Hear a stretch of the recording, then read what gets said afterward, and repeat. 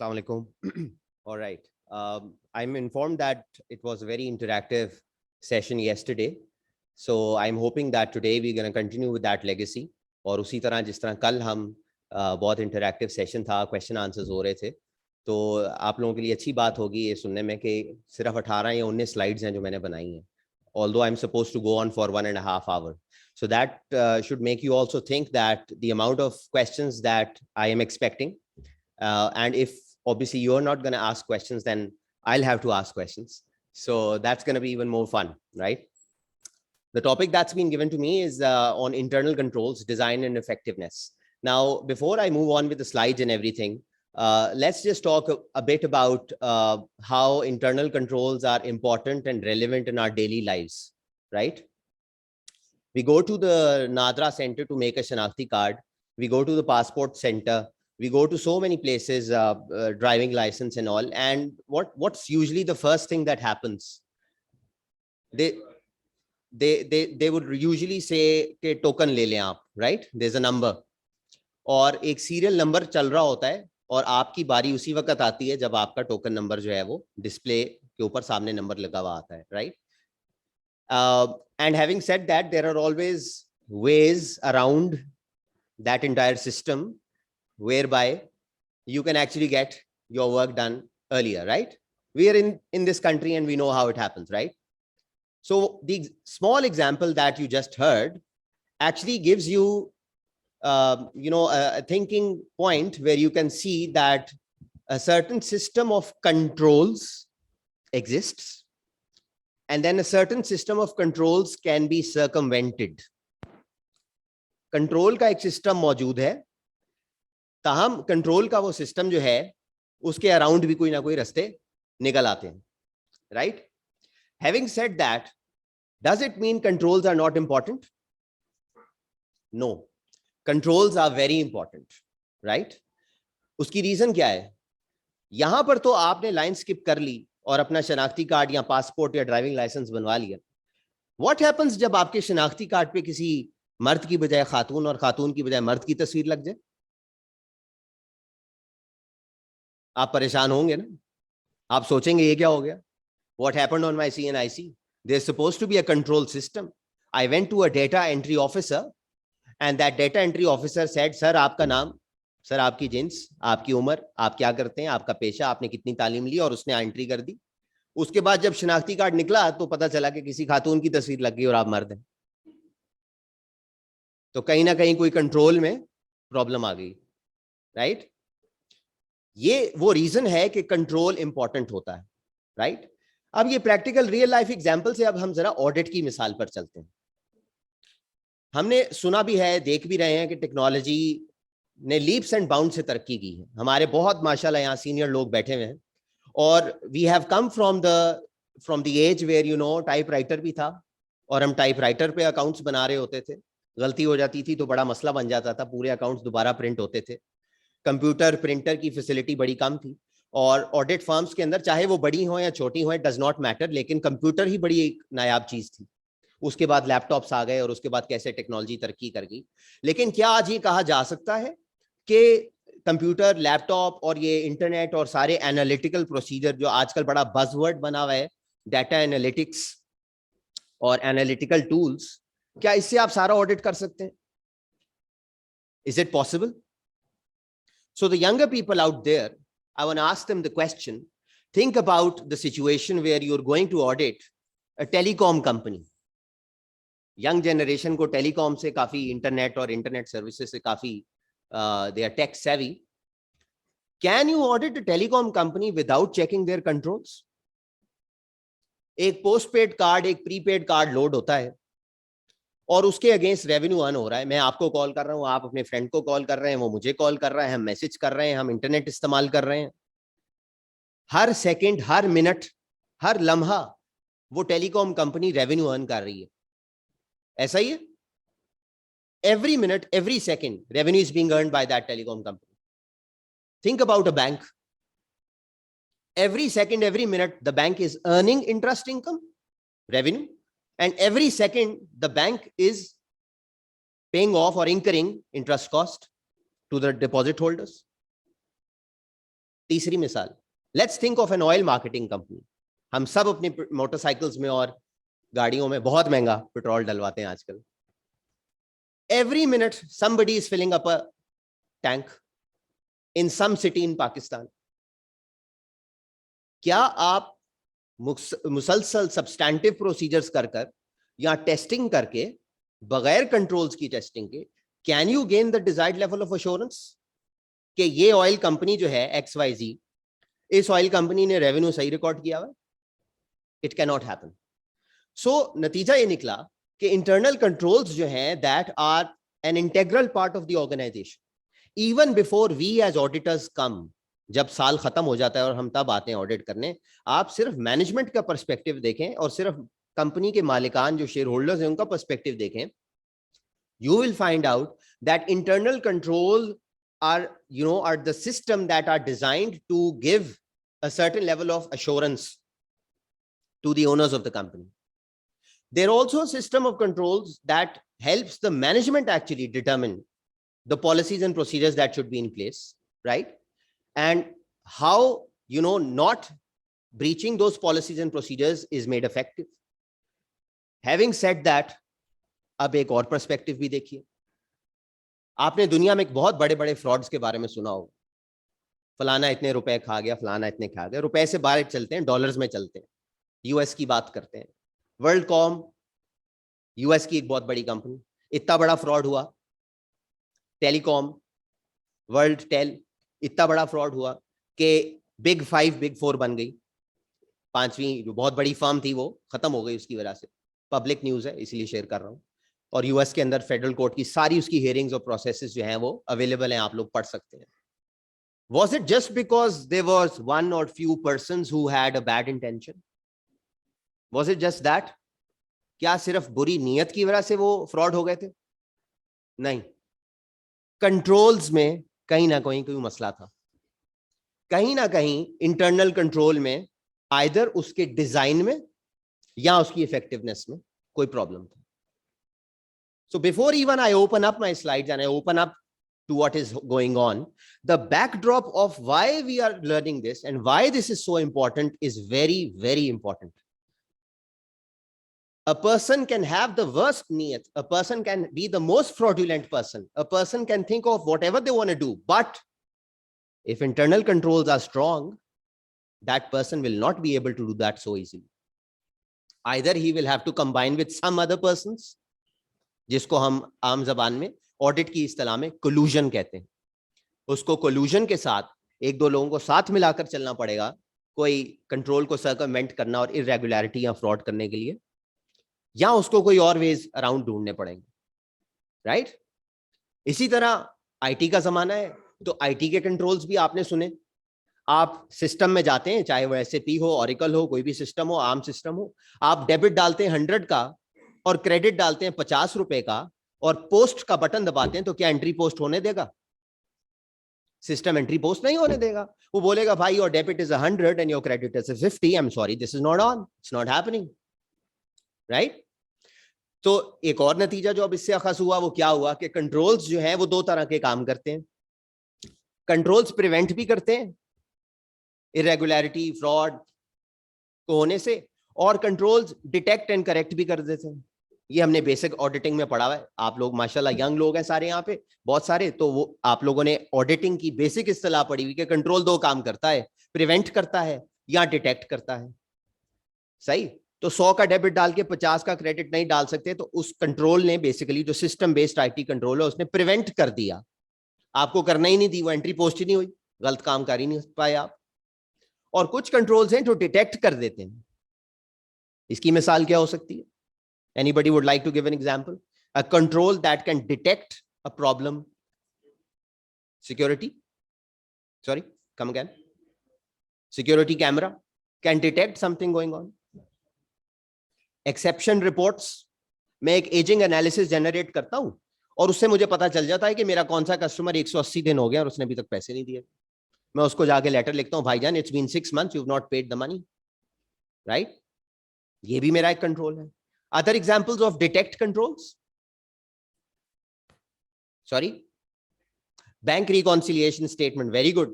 Bank reconciliation statement is a detect control. Bank charges मेरे bank ने लगा दिए हैं और मेरे बैंक बैलेंस को कम कर दिया है, और मैं यहाँ पे कंपनी का अकाउंट्स मैनेजर बैठा हूँ and I don't even know कि बैंक चार्जेस लग गए, मैंने अपना बैंक बैलेंस ऊपर रखा हुआ है. तो जब मैं रिकंसाइल करता हूँ बैठ के तो मुझे पता चलता हो ये तो चार्जेस लग गए हैं, तो मुझे अपने अमाउंट को रिड्यूस करना है, मेरा बैंक बैलेंस कम हो चुका है. So very good, great examples of prevent and detect controls.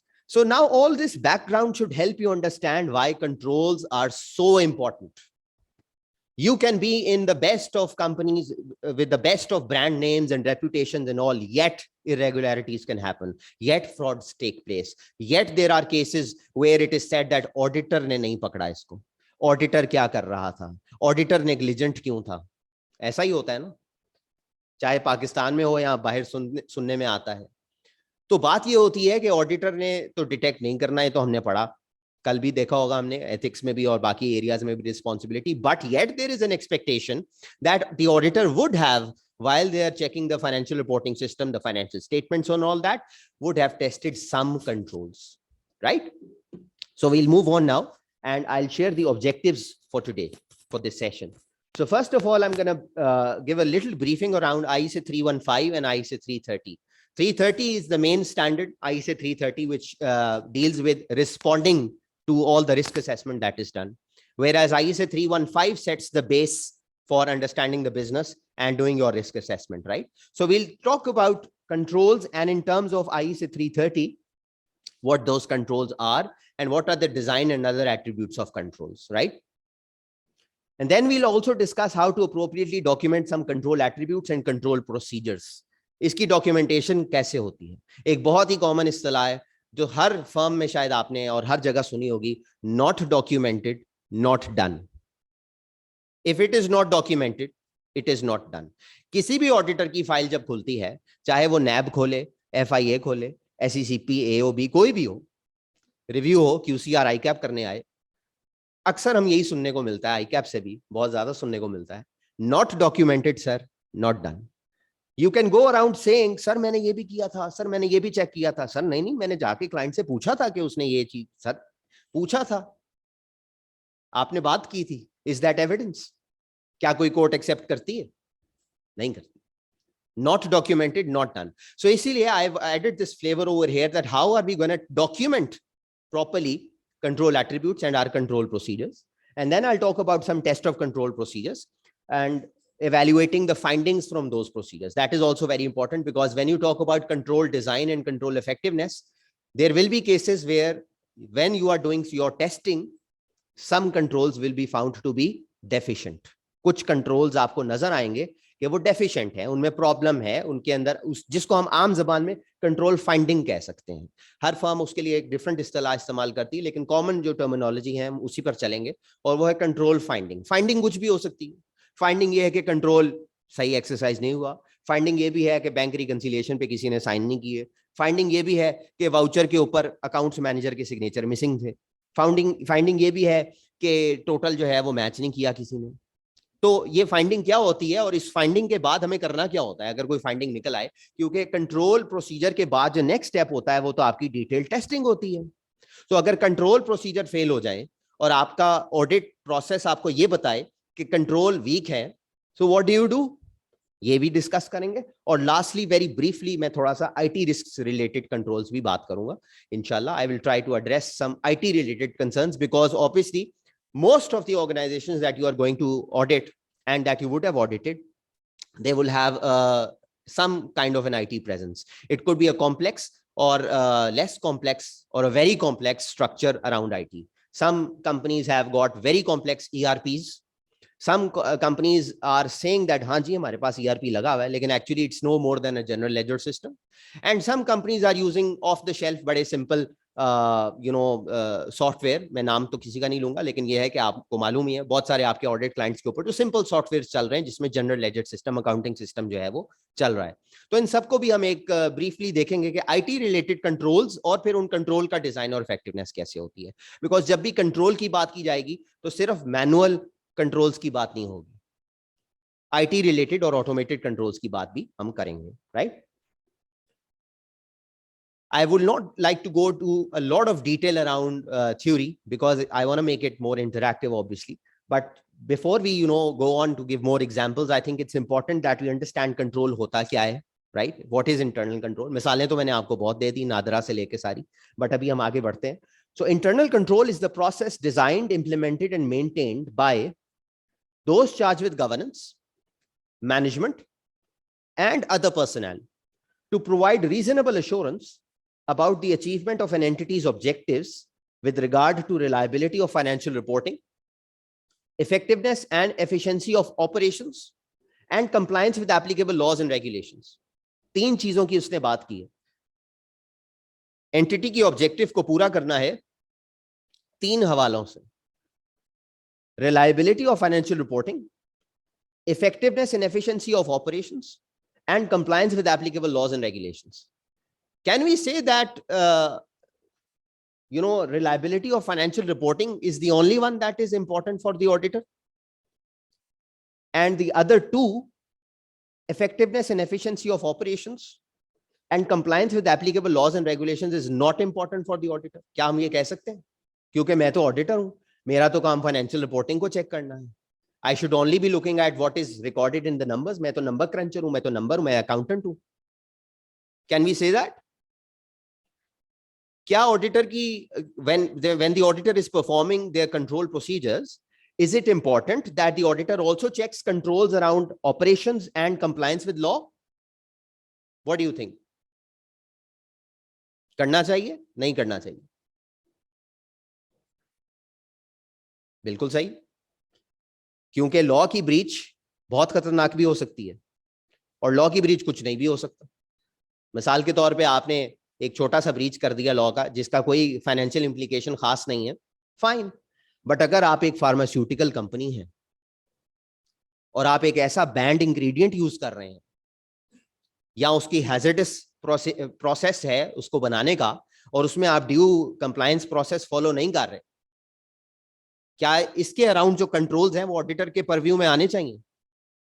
बिल्कुल आने चाहिए, because it is something integral to that company, because it is a pharmaceutical company. Similarly, a food manufacturer, food के rules हैं, पंजाब के भी हैं, सिंध के भी हैं, हर जगह हैं, आप जहां जाएं देखेंगे.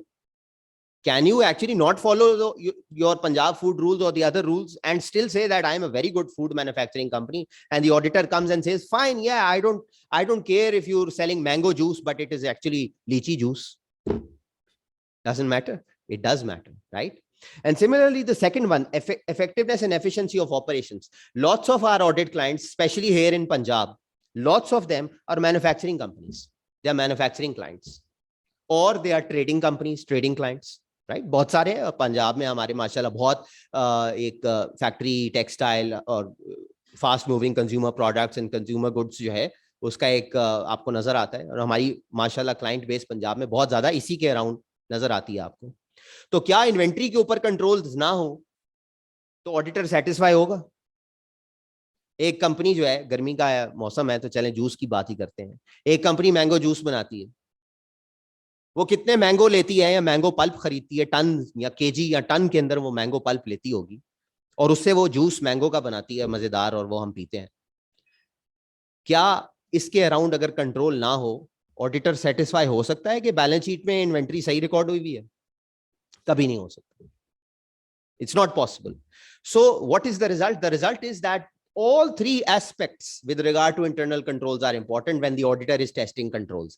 Internal control सिर्फ ये नहीं समझना आपने कि डेबिट 100 और क्रेडिट 100, सिस्टम जो रिकॉर्ड कर रहा है बस मेरे कंट्रोल वहीं तक है. नो, कंट्रोल्स की जब आप टेस्टिंग कर रहे हैं तो आप इन्वेंट्री के अराउंड कंट्रोल्स भी टेस्ट कर सकते हैं, आप पेरोल के अराउंड कंट्रोल्स भी टेस्ट कर सकते हैं, आप रेवेन्यू के अराउंड कंट्रोल्स भी टेस्ट कर सकते हैं, इवन आप फिक्स्ड एसेट्स के ऊपर कंट्रोल्स भी टेस्ट कर सकते हैं, क्योंकि बहुत सारी कंपनीज फिक्स्ड एसेट्स में हैवी होती हैं, they are capital intensive businesses. कई कंपनीज जो है वो लेबर इंटेंसिव बिजनेसेस होते हैं. मिसाल के तौर पे कॉल सेंटर. अब कॉल सेंटर के पास तो कोई बड़ी बड़ी फैक्ट्री और मशीनरियां नहीं होती ना, कॉल सेंटर के तो एम्प्लॉइज ही उसके सबसे बड़े एसेट्स होते हैं. बड़े बड़े हॉल है, 100 200 500 बंदा बैठा हुआ है और कॉल्स ले रहा है. यूके यूएस में उसके कस्टमर्स हैं. तो वो लेबर इंटेंसिव है, तो पेरोल के ऊपर कंट्रोल टेस्टिंग कर सकते हैं। सो नतीजा ये निकला कि कंट्रोल्स टेस्टिंग जो है और इंटरनल कंट्रोल का जो मैकेनिज्म है, जो स्टैंडर्ड ने डेफिनेशन हमें दी है, हम उसको फॉलो करेंगे और उसके अंदर तीनों elements of internal control important है। As an auditor you can not say that मैं सिर्फ वो कंट्रोल्स टेस्ट करता हूं जिनका ताल्लुक मेरे डेबिट और क्रेडिट के साथ है। कहीं ना कहीं आप कुछ भी कर रहे होते हैं, चाहे वो मैंगो जूस है, चाहे वो टेलीकॉम कंपनी है, चाहे वो बैंक है, कहीं ना कहीं वो नंबर जाके आपके फाइनेंशियल स्टेटमेंट के किसी ना किसी नंबर को अफेक्ट कर रहा होता है, some at some point in time, right? So the term control refers to any aspects of one or more components of control. अब करना क्या है ऑडिटर को, आई से 315 बताता है, पैराग्राफ 12 है, इसीलिए मैंने 12 का नंबर डिलीट नहीं किया। The auditor shall obtain an understanding of internal control relevant to the audit. Understanding हासिल करना लाजमी है। टेस्ट करना ना करना आपका मसला है, वो आपका डिसीजन है, वो आपकी प्रोफेशनल जजमेंट है। अभी हम उस पर आएंगे कि हमें कहाँ टेस्ट करना चाहिए और कहाँ नहीं करना चाहिए, बट टेस्टिंग आप करें या ना करें, अंडरस्टैंडिंग लाजमी है। बिकॉज वाई, जब तक आपको सिस्टम की अंडरस्टैंडिंग नहीं होगी, you will not be able to test the controls.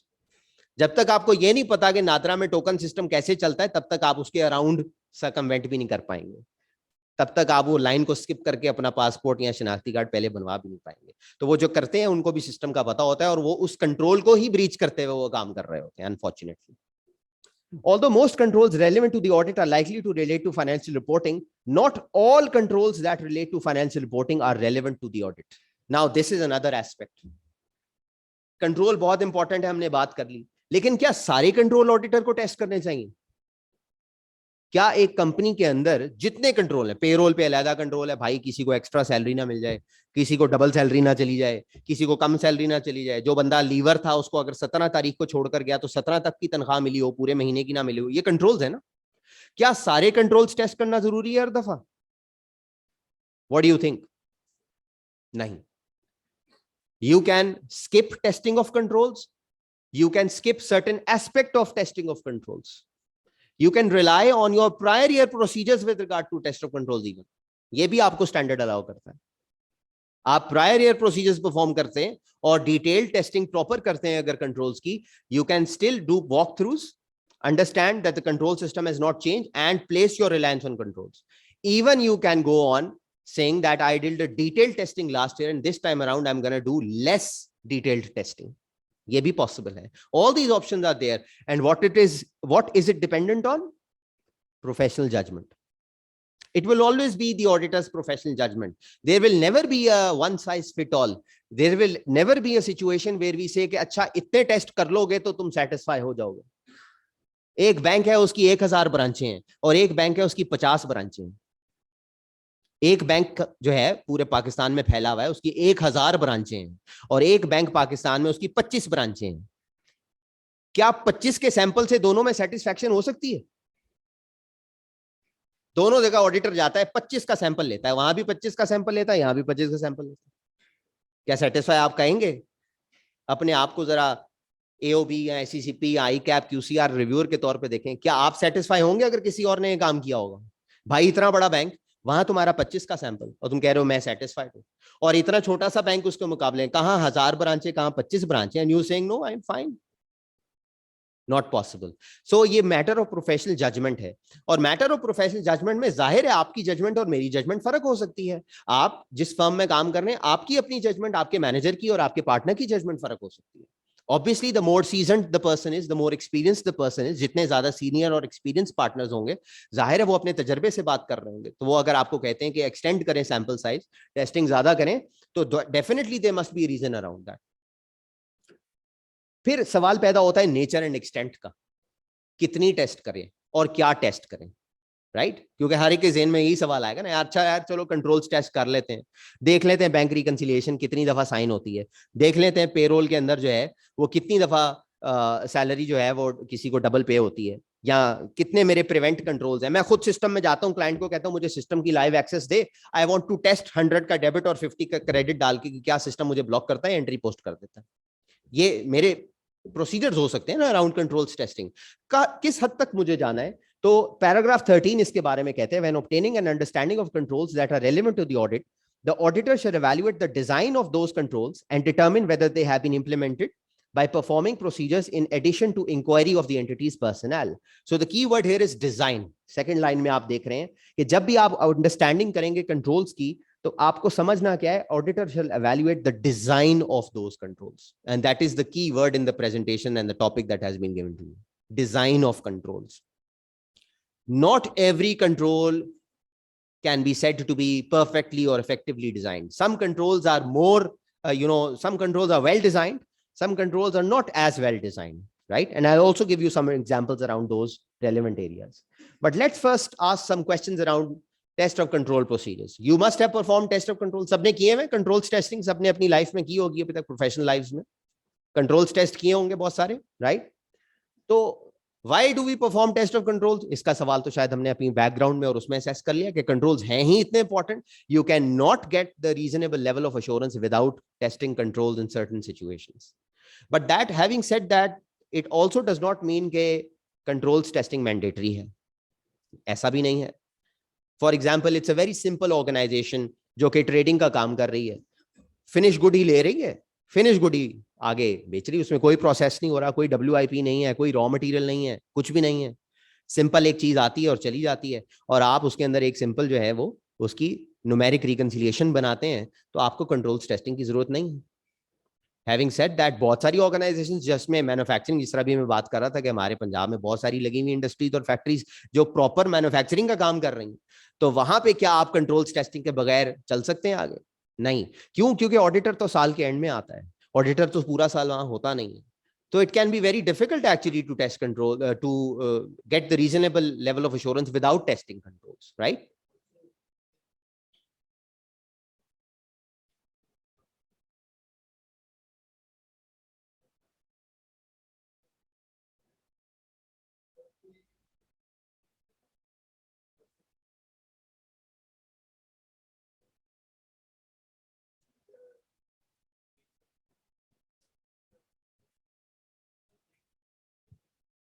I'll repeat the question if you up.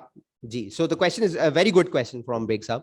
I'll just repeat the question for people who could not. For example, in the textile sector, आपको पता है कि textile sector is very complex and it involves several processes. There's processing, there's weaving, there's stitching. ये अगर आप final product बना रहे हैं तो स्टिचिंग भी है, फिनिशिंग भी है, प्रोसेसिंग सेल्फ एक बहुत बड़ी टेक्निक है, उसमें वेस्टेजेस भी होती हैं, उसमें बहुत कुछ होता है. तो इतने कॉम्प्लेक्स के अंदर क्या आप स्पेशलिस्ट को हायर कर सकते हैं? This is the question. So the answer to this is yes, of course. Wherever accountant and auditor की expertise से बढ़कर आपको कोई और expertise चाहिए, आपको वो expertise लेनी चाहिए. You can take that expertise. Having said that, a lot of expertise comes with experience.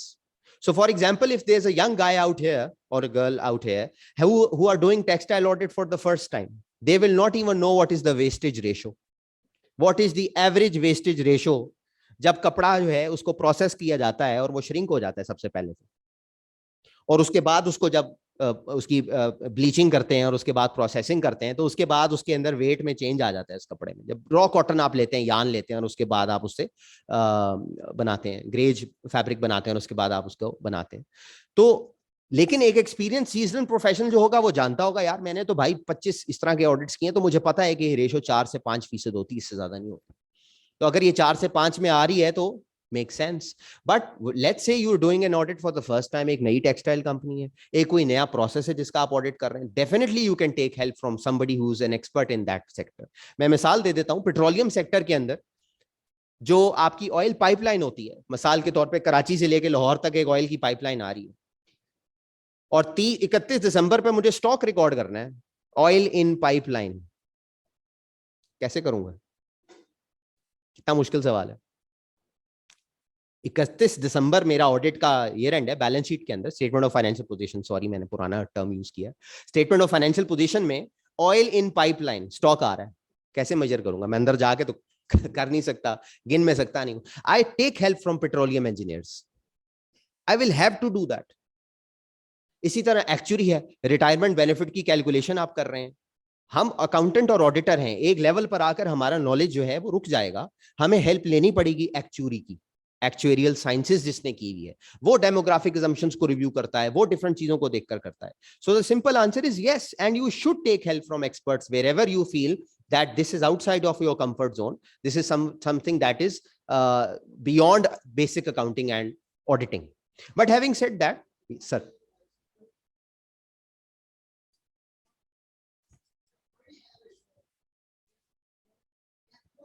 Already improved. And then if you find something you don't understand, then you take a help on the outsider. It's not that you go and straight away ask someone. Yes. Already there is a system in existence there.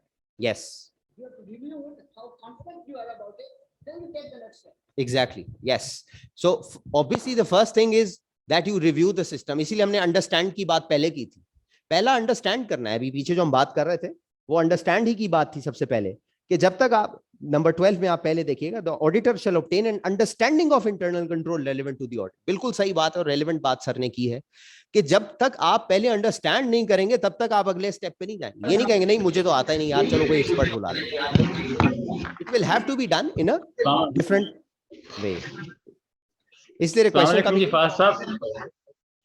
Faisal साहब from Faisalabad Khan Mohammad. ऐसे है कि आप experts जो काम involve करते हैं, client तो उसके लिए फी पे करने के लिए तैयार नहीं होगा, और क्लाइंट जो एक्सपर्ट है वो तो इतनी फीस मांगेगा कि वो हमारी फीस जो है वो उसको जस्टिफाई नहीं करेगी. What shall we do? जी ये एक कमर्शियल ऑब्वियसली डिसीजन है. And obviously what happens is that when you are accepting this client, and I understand that yesterday there was a session on client acceptance. तो जब आप client accept कर रहे होते हैं तो आप एक्सेप्ट करते हुए इन चीजों को असेस कर रहे होते हैं. When you are accepting this client and you know this is a petroleum client for example, और you know that this is a client that will involve actuarial sciences, तो you have to built in your cost and your risk management practices के अंदर आपको इसको built in करना होता है. Having said that, even then अगर आप एक्सेप्ट कर चुके हैं फिर भी सर की बात बिल्कुल वैलिड है कि पहला स्टेप तो ये है कि कंपनी ने खुद जो कंट्रोल बनाए हुए आप उसको अंडरस्टैंड करें और उसके बाद उसकी टेस्टिंग आप खुद करें. To the maximum extent possible obviously you will be testing that yourselves. However, having said that, there can be areas where you will not be able to get your desired level of assurance because you just don't have the knowledge of that. Right? Textile में आप कर सकते हैं क्योंकि आपको मालूम है कि टेक्सटाइल में वेस्टेज रेशियोज क्या होती हैं और एक्सपेंशन और कॉन्ट्रैक्शन जो है कपड़े की और ग्रे की कैसे होती है. लेकिन कई जगहों पे आप नहीं भी कर पाते. केमिकल सेक्टर के अंदर, केमिकल इंडस्ट्री में एक केमिकल जब दूसरे के साथ मिलता है तो कभी उसका वेट बढ़ जाता है, कभी कम हो जाता है. ये डाइज एंड केमिकल्स का जो ऑडिट हम करते हैं, टेक्सटाइल से पीछे अगर हम थोड़ा सा चले जाएं तो डाइज एंड केमिकल सेक्टर के अंदर और इंडस्ट्री में जब हम देखते हैं तो बहुत ज्यादा वहां पे आपको ये वाली चीज नजर आती है. इसी तरह आपको नजर आता है कि कुछ टेम्परेचर्स होते हैं, मिसाल के तौर पे हाई स्पीड डीजल की मिसाल ले लेते हैं. डीजल जो है वो 29.4 डिग्री सेल्सियस पे अपनी नॉर्मल लिटरेज में रहता है, अपनी नॉर्मल वॉल्यूम पर रहता है. जैसे ही टेम्परेचर 29.4 डिग्री सेल्सियस से बढ़ता है डीजल फैल जाता है, उसका वॉल्यूम ज्यादा हो जाता है.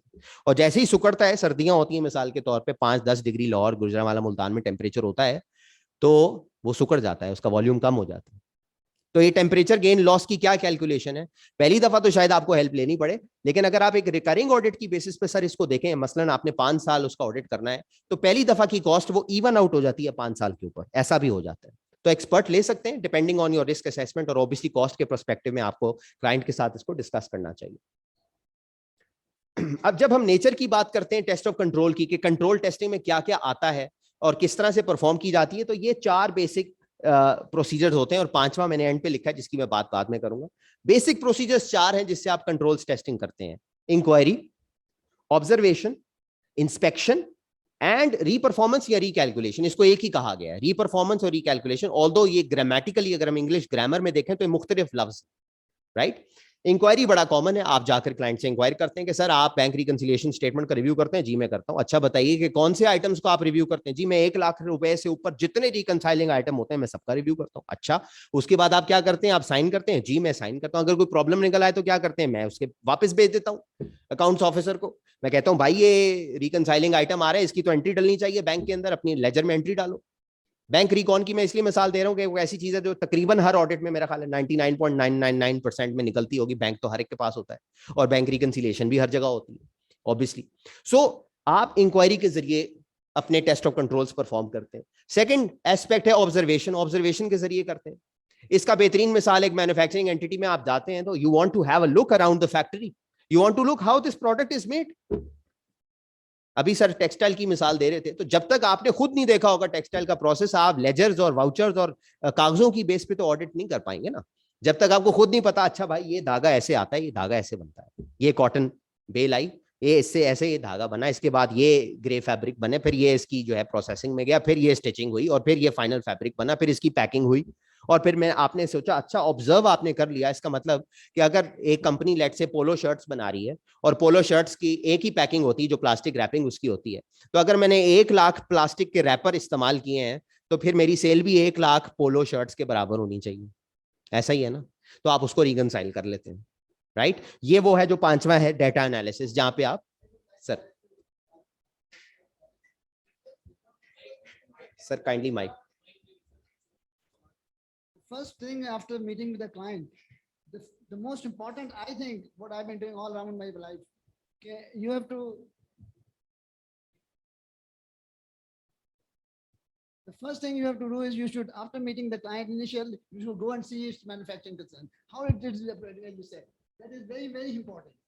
जो हो रहा होगा कोई में नजर आएगा कि कैसे कॉस्ट ऐसी बन रही है, कैसे डेवलप होती है, सारी चीजें, that's very important. I think these are, मैं तो ये समझता हूं कि गोल्डन वर्ड्स। आप एक मैन्युफैक्चरिंग कंपनी का ऑडिट कर ही नहीं सकते, ये मेरे भी जाती ख्याल है, मैं 100% एग्री करता हूं, जब तक आपने उसके प्रोडक्शन प्रोसेस को नहीं देखा। मिसाल मैंने अभी टेक्सटाइल की दी, आप कोई मिसाल ले लें, वापस जूस मैंगो जूस पे चले जाए, जब तक आप देखेंगे नहीं फैक्ट्री को, जब तक आप प्रॉपरली खुद विजिट नहीं करेंगे, और इसीलिए ऑब्जर्वेशन नंबर 2 पर है, क्योंकि पहला स्टेप ठीक है इंक्वायरी होगी ना, पहले आप पूछते हैं यार आप कैसे सेल करते हैं, आप पेरोल कैसे रिकॉर्ड करते हैं, आप फिक्स एसेट का एंट्री कैसे डालते हैं, पहली चीज तो इंक्वायरी होगी, लेकिन second step will always be observation. अच्छा चले मुझे दिखाइए, राइट। सो ऑब्जर्वेशन बहुत इंपॉर्टेंट है, और आप खुद फैक्ट्री फ्लोर का विजिट करते हैं, आप खुद देखते हैं। अनफॉर्चुनेटली हमारे यहाँ पे होता क्या है कि हम स्टॉक काउंट पे तो जरूर जाते हैं, सारा स्टाफ जाता है स्टॉक काउंट करता है, लेकिन स्टॉक काउंट में भी हमारा फोकस जाहिर है इसी पे होता है, क्योंकि 30 जून होती है, 1 जुलाई होती है कि भाई स्टॉक कितना पड़ा हुआ है, भाई इतने डब्बे पड़े, ठीक है भाई टिक लगा दो इतने डब्बे पड़े, लेकिन एक्चुअली प्रोडक्शन प्रोसेस को भी देखना चाहिए, जिसके लिए मैं यूजुअली हम एक इंटरनल एक रिकमेंडेशन है जो हम दे भी सकते हैं, वो ये है कि आप एक दिन पहले उसको स्टॉक काउंट को प्लान कर लें। आपने 1 जुलाई की सुबह जाना है, आप 30 जून को भी चले जाइए, प्री स्टॉक काउंट भी तो आप कर सकते हैं ना, एक फैक्ट्री विजिट तो करें, देखें तो सही उस फैक्ट्री में माल क्या पड़ा हुआ है और कैसे प्रोडक्शन होती है, कहाँ कहाँ पे कौन सी चीज पड़ी होती है, क्योंकि कई दफा you will not even find out, ये 1 जुलाई को आप गए और आपको 3-4 घंटे में क्लाइंट ने सारा फिरा दी और आपने जल्दी से गिन के टिके लगा दी और स्टॉक काउंट हो गया। मगर ये बहुत ही इंपॉर्टेंट है कि without actually understanding and observing the process you will not be able to understand the design and effectiveness of controls, right. इसके बाद इंस्पेक्शन है, यस, फिर आपके पास डॉक्यूमेंट्स आते हैं। सर जब मैं परचेज करता हूं तो मैं ये परचेज रेक्विजिशन बनाता हूं, फिर मैं परचेज ऑर्डर बनाता हूं, फिर मैं मेरे पास 3 इनवॉइसेस आ जाती हैं, फिर उस 3 इनवॉइसेस के अंदर से मैं फैसला करता हूं कि कौन सी इनवॉइस जो है that is providing me the best quotation, then I choose the best quotation, and then ये पूरा एक प्रोसेस है जो हर जगह चलता है, आपको पता है 3 कोटेशन ली जाती है और उसके अंदर से एक डिसीजन होता है, so you perform inspection. And then the 4th type of test of control procedure is the re-performance or recalculation procedure. Re-performance, recalculation, grammatically जैसे मैं कह रहा हूं कि 2 मुख्तलिफ चीजें हैं। Recalculation क्या है? Recalculation ये है कि depreciation की recalculation मैंने की मिसाल के तौर पर, सिस्टम ने क्या depreciation सही कैलकुलेट की, राइट। रीपरफॉर्मेंस जो है वो एक कंट्रोल प्रोसेस को मैंने रीपरफॉर्म करके देखा। मिसाल के तौर पे मैंने कहा अच्छा आप बैंक रिकंसिलिएशन बनाते हैं, अगले आधे घंटे के लिए मैं फाइनेंस मैनेजर बन जाता हूं और ये बैंक रिकंसिलिएशन मैं बना के देखता हूं कि मेरी भी वही बनती है जो आपने बनाई है बैंक रिकंसिलिएशन, लाइए जरा लेजर भी दीजिए और जरा बैंक स्टेटमेंट भी दिखा दें, और मैं खुद उसको रीपरफॉर्म करता हूं, मैं उस प्रोसेस को परफॉर्म करता हूं। तो ग्रामेटिकली देखिएगा इस दोनों में फर्क है, हम इसको एक ही लफ्ज समझ लेते हैं, ऐसा नहीं है। एक प्रोसेस जो कि क्लाइंट कर रहा है वो इंटरनल कंट्रोल है, जब मैं उसको खुद कर रहा हूं from start to end, I am doing it myself, that is re-performance. I am performing the whole process again. I am taking a bank statement and I am taking the ledger of my bank, cash and bank, and I am performing the entire reconciliation myself. And एक है recalculation, मैंने उसके debits, मैंने उसके totals को check किया, मैंने उसकी क्लरिकल एक्यूरेसी को चेक किया, मैंने डेप्रीसिएशन को 25% का डेप्रीसिएशन का रेट लगा के रिकैलकुलेट कर लिया। This is a separate test, ठीक है, लेकिन स्टैंडर्ड इसको चूंकि एक ही उसमें लेता है तो हम इसको एक ही उसमें रखते हैं, because it is basically trying to say doing the same thing again to make sure that it is happening. And the last is the data analysis, जो कि अब एक up and coming field है. जिस तरह मैंने कहा टेक्नोलॉजी की जब हम बात करेंगे उसमें हम थोड़ा सा इस पे फर्दर डिस्कशन कर लेंगे डेटा एनालिसिस के हवाले से. फिर हम बात करेंगे कंट्रोल एट्रीब्यूट्स की. कंट्रोल एट्रीब्यूट्स जो हैं ये क्या होते हैं? Whenever you are looking at controls, अभी हमने बहुत सारी कंट्रोल्स की एग्जांपल्स दी. एक जो है फैक्ट्री वर्कर, लेट से एक बेल्ट चल रही है और उसके ऊपर एक फैक्ट्री वर्कर बैठा हुआ है और उसके अंदर लेट से एक बॉक्स है और बॉक्स के अंदर जो है वो चिप्स पैक हो रहे हैं. ठीक है, फैक्ट्री में नॉर्मल प्रोसेस है. हर डब्बे के अंदर 12 चिप्स आने चाहिए. एक भाई साहब वहां खड़े हुए हैं जो कि ये देख रहे हैं कि फैक्ट्री करती जा रही है, मशीन फिल करती जा रही है. बेल्ट पे वो खड़े हैं और बेल्ट चलती चली जा रही है. इज मेकिंग श्योर कि जहां पे 12 डब्बे हैं वो उसको जाने दे रहा है और जहां 12 डब्बे उसमें नहीं आ रहे, चिप्स के 12 पैकेट एक बॉक्स में नहीं आ रहे, वो उसको रोक लेता है. रेड बटन दबाता है, वो उस तरफ गिर जाता है डब्बा. It has to be packaged again. Obviously आप अपने कस्टमर को 11 पैकेट्स के साथ 12 पैकेट के चार्जेस तो नहीं लेंगे ना, राइट? तो वो फैक्ट्री वर्कर ये काम कर रहा है. तो इसमें कंट्रोल एट्रीब्यूट्स क्या होने चाहिए और इसकी ऑब्जर्वेशन से टेस्टिंग होनी चाहिए या इंक्वायरी से टेस्टिंग होनी चाहिए या डॉक्यूमेंटेशन से टेस्टिंग होनी चाहिए. सो डिफरेंट एग्जांपल्स हैं और डिफरेंट एग्जांपल्स के लिए आपको you have to think out of the box. ये स्पेशली मैं यंगर क्राउड से मुखातिब हूं इस वक्त. द रीजन इज कि आप लोग जब फैक्ट्री प्रोसेसेस को ऑब्जर्व करते हैं तो वहीं पर आपको अपनी प्रोफेशनल जजमेंट को अप्लाई करते हुए ये सोचना है कि what kind of testing can I perform. It will not be the case where somebody is gonna give you यार ये पिछले साल की फाइल है, या चले जाओ और जाके बस जो तुम्हें क्लाइंट दे उस पे टिक टिक टिक टिक कर दो और आ जाओ. No, you will have to improvise. You will have to think out of the box. Being younger generation, आप इस चीज को बहुत ज्यादा बेहतर तरीके से समझ सकते हैं कि अच्छा यार इसकी टेस्टिंग में ऐसे कर सकता हूं, right? So any box that is being thrown on the belt, other side of the belt, जिसके अंदर 12 पैकेट्स लेट से नहीं पैक हुए, तो वो फिर एक कंट्रोल के अंदर आपको पता चला कि उसने कंट्रोल एक्सरसाइज कर लिया. उसने डिटेक्ट कंट्रोल है जो कि मैनुअल कंट्रोल है, मैनुअल डिटेक्ट कंट्रोल है. इस मैनुअल डिटेक्ट कंट्रोल के अगेंस्ट अब आप जाएंगे कि अच्छा ये कितनी दफा होता है. ये भाई साहब की शिफ्ट 8 घंटे की थी और 8 घंटे की शिफ्ट में भाई साहब ने 5% डब्बों को रिजेक्ट कर दिया. बहुत हाई रेट है ये, तो बहुत हाई रिजेक्शन रेट है ये. तो 5% डब्बे आपके, उसके अंदर 12 पैकेट नहीं जा रहे चिप्स के. It's a very high rejection rate. So what you do, you try to figure out कि इसके पीछे जो कॉन्फ़िगर हुआ हुआ है, इसके पीछे जो मशीन कॉन्फ़िगरेशन हुई है वहां पे कोई प्रॉब्लम है या एक्चुअली ये कुछ और प्रॉब्लम है. वो चिप्स के पैकेट कहीं और जा रहे हैं, उन चिप्स के पैकेट की सेल्स किसी और जगह रिकॉर्ड हो रही है, right? So you have to think out of the box in these typical situations. एक और सवाल पैदा होता है कि क्या टेस्ट ऑफ कंट्रोल्स करने के लिए can we perform inquiry alone? क्या स्टैंडर्ड अलाउ करता है कि सिर्फ इंक्वायरी का प्रोसेस करें? मैंने अभी आपको 5 बताए हैं. क्या इंक्वायरी अलोन अलाउ करता है स्टैंडर्ड? अभी हमने एक बात की थी, नॉट डॉक्यूमेंटेड नॉट डन. तो क्या आप एओबी, आई कैप, एसईसीपी, नैब, एफआईए के अफसर के सामने ये कह सकेंगे सर मैंने पूछा था, क्लाइंट ने कहा था हाँ ठीक ऐसे ही करते? क्या इसका कोई एविडेंस है? नहीं, बिल्कुल नहीं है. तो अपनी रिस्क मैनेजमेंट पर्सपेक्टिव से याद रखिएगा कि inquiry alone will not be sufficient as a test of control. Inquiry will always have to be combined with something else. आपको इंक्वायरी के साथ इसको किसी ना किसी और चीज के साथ कंबाइन करना पड़ेगा. You will have to combine inquiry with, for example, observation, for example, inspection, or you may have some inquiry and then you do the reperformance or the recalculation yourself, right? And then another question that arises is, when do we perform test of controls? एक पूरा साल है जिसमें company ने operate किया और साल के एंड पे या एंड होने से थोड़ा सा पहले ऑडिटर आया और उसने आके अपनी टेस्टिंग की. ऑडिटर को टेस्ट ऑफ कंट्रोल कब करना चाहिए, किस पॉइंट इन टाइम पर करना चाहिए? ऑडिट के एंड पे, बिल्कुल ऑडिट के शुरू में, पूरा साल, साल के खत्म होने पे? What point in time?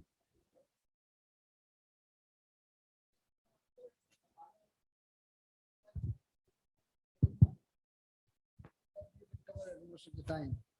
So one of the otherwise, any time you get best is obviously when you go to the audit, you have to do it. But I would suggest that it should be sometime after 6 months or so. It's better to have a Yes. routine auditors. So that is where the concept of interim audit comes. देखिए client से fees तो agree कर बैठे हैं आप, जो time आपने spend करना है वो भी फिक्स्ड है. वो सारा टाइम आपने अगस्त, सितंबर में, अक्टूबर में ही क्यों लगाना है? क्या उसमें से कुछ टाइम, चाहे वो 1 हफ्ता हो, 2 हफ्ते हो, मई या जून में नहीं लग सकते? लग सकते हैं. क्या 9 महीने या 10 महीने की बेस पे आप कुछ इंटरिम ऑडिट जो सर बोल रहे हैं या इंटरिम टेस्ट ऑफ कंट्रोल्स नहीं परफॉर्म कर सकते? बिल्कुल कर सकते हैं। तो स्टैंडर्ड आपको एक्चुअली अलाउ करता है, और प्रैक्टिकली अगर आप देखें तो ये एक ऐसा सिनेरियो है जिसमें आपको हेल्प हो जाती है, क्योंकि आपने स्टॉक काउंट और बाकी प्रोसीजर्स, बैंक कंफर्मेशंस और बाकी सारे testing, provision for doubtful debts और इस तरह की चीजों की टेस्टिंग करने से पहले कंट्रोल्स पर रिलायंस प्लेस कर ली होती है। पहले आप कंट्रोल्स पर सेटिस्फेक्शन हासिल कर चुके होते हैं। पहले आपको पता चल चुका होता है कि यार इस एरिया में कंट्रोल वीक है, मुझे ज्यादा टेस्टिंग करनी पड़ेगी, इस एरिया में कंट्रोल स्ट्रांग है, आई एम कंफर्टेबल, मुझे डिटेल टेस्टिंग नहीं करनी पड़ेगी, मेरा टाइम बच जाएगा जुलाई और अगस्त में जब मैं ऑडिट करने जाऊंगा। सो एक्चुअली इंटरिम ऑडिट का जो कॉन्सेप्ट है वो बड़ा हेल्पफुल कॉन्सेप्ट है, और इसमें हरगिज ये ना सोचिए कि नहीं जी हमारी तो चूंकि फीस एग्री हुई है तो इस फीस के अंदर तो इतना ही भाई, वो आपको टाइम जो आप पहले लगा लेंगे वो आपको बाद में उसकी बचत होगी। दो लिहाज से बचत होगी। नंबर 1, एक्चुअल टाइम बचेगा, आप तब कम टाइम स्पेंड कर रहे होंगे। नंबर 2, आपकी रिस्क मैनेजमेंट के हवाले से बहुत बचत हो जाएगी। आपको अहेड ऑफ टाइम पता चल जाएगा कि इस क्लाइंट में इश्यूज कौन कौन से हैं, इस क्लाइंट की बैलेंस शीट में और P&L में कौन से एरियाज हैं जिसमें मुझे फोकस करना पड़ेगा, वो कौन सी चीजें होंगी जिसमें मेरी टेस्टिंग मुझे एक्सटेंट ज्यादा रखनी पड़ेगी। So interim audit is something that is always something that should be recommended, and depending on the obviously the nature and the size of the client, it can depend. Interim testing can take 1 or 2 days or it can take 2 or 3 weeks even. बहुत बड़ी बड़ी organisations जो होती हैं, अगर हम US और UK की मिसाल लें तो वहां पे इंटरिम ऑडिट टेस्टिंग जिस तरह सर बता रहे हैं इवन 6 मंथ्स पहले शुरू हो जाती है। अभी आधा साल गुजरा होता है, यानी कि अगर लिस्टेड कंपनी है तो उसका हाफ ईयर रिव्यू आप करने गए और हाफ ईयर रिव्यू के साथ ही ऑडिट टीम भी बैठ गई और ऑडिट भी शुरू हो चुका होता है, और टेस्ट ऑफ कंट्रोल्स आप परफॉर्म कर रहे होते हैं at that point in time. किस पीरियड पे? 6 मंथ पीरियड। 6 मंथ पीरियड पे आप इंटरिम टेस्टिंग कर रहे होते हैं। That gives you a fair idea, because इतनी लार्ज ऑर्गेनाइजेशंस हैं, you are not able to perform all the testing in the last 1 month और 2 मंथ। आप खुद सोचिए, नेचुरली एक ऑडिटर जो है साल खत्म होने के बाद आए, कैसे वो 1 महीने में सारा ऑडिट हर चीज को टेस्ट कर सकता है in such a short span of time? So this is something that is relevant and should be considered during the audit. और फिर extent की बात है जो अभी हमने की प्रोफेशनल जजमेंट के ऊपर है, इसमें मैं थोड़ा सा आगे बढ़ूंगा। पहले nature and extent of test of control जिसकी हम बात कर रहे हैं, अब ये ISA 330 है और पैराग्राफ 10 है, इसीलिए मैंने नंबर भी लिख दिया है। सो पैराग्राफ 10 कहता है, in designing and performing test of control auditor को किन चीजों को देखना है, किन चीजों को करना है, A and B। So there are 2 areas और उसके अंदर A में आपको 3 चीजें नजर आ रही हैं।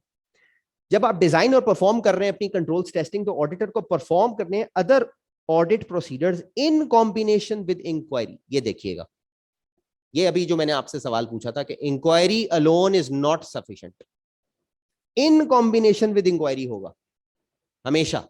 इंक्वायरी तो करनी है, पूछना तो है सर सेल कैसे रिकॉर्ड करते हैं, पेरोल कैसे बुक करते हैं, फिक्स एसेट कैसे डेबिट क्रेडिट होता है, मगर उसके साथ कुछ और करना पड़ेगा। To obtain audit evidence about the operating effectiveness of controls including number 1, how the controls were applied at relevant times during the period under audit, the consistency with which they were applied, and by whom or by what means they were applied. All these 3 things are relevant and important. छोटी सी इनके ऊपर हम discussion करते हैं। How the controls were applied at relevant times during the period under audit. मिसाल के तौर पे आप ये कहते हैं, CFO साहब से पूछते हैं, सर ये जो फाइनेंशियल्स बनते हैं आप इनको रिव्यू करते हैं बोर्ड को प्रेजेंट करने से पहले? CFO कहता है हाँ जी मैं करता हूँ। आपको अगला सवाल पूछ, सर इसमें आप क्या रिव्यू करते हैं, आप क्या देखते हैं?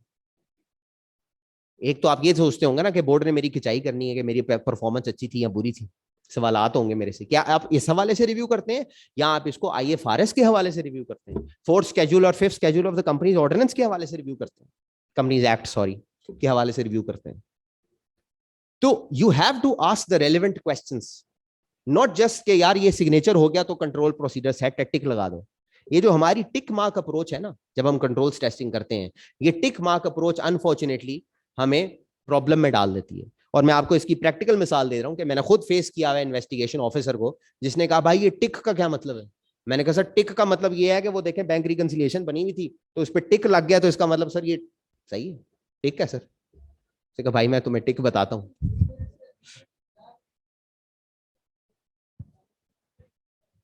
जी, अब ये दैट्स द पॉइंट कि देखिए ये जो टिक मार्क अप्रोच है जो हम सारी ऑडिट फर्म्स, मतलब मैं समझता हूं कि इसके अंदर हमें सिखाया भी गया और हमने इसी तरह किया। ऑडिट नोटेशंस भी इसको कहते हैं, ऑडिट टिक मार्क्स भी कहते हैं, जो भी आप इस्तेमाल करना चाहें।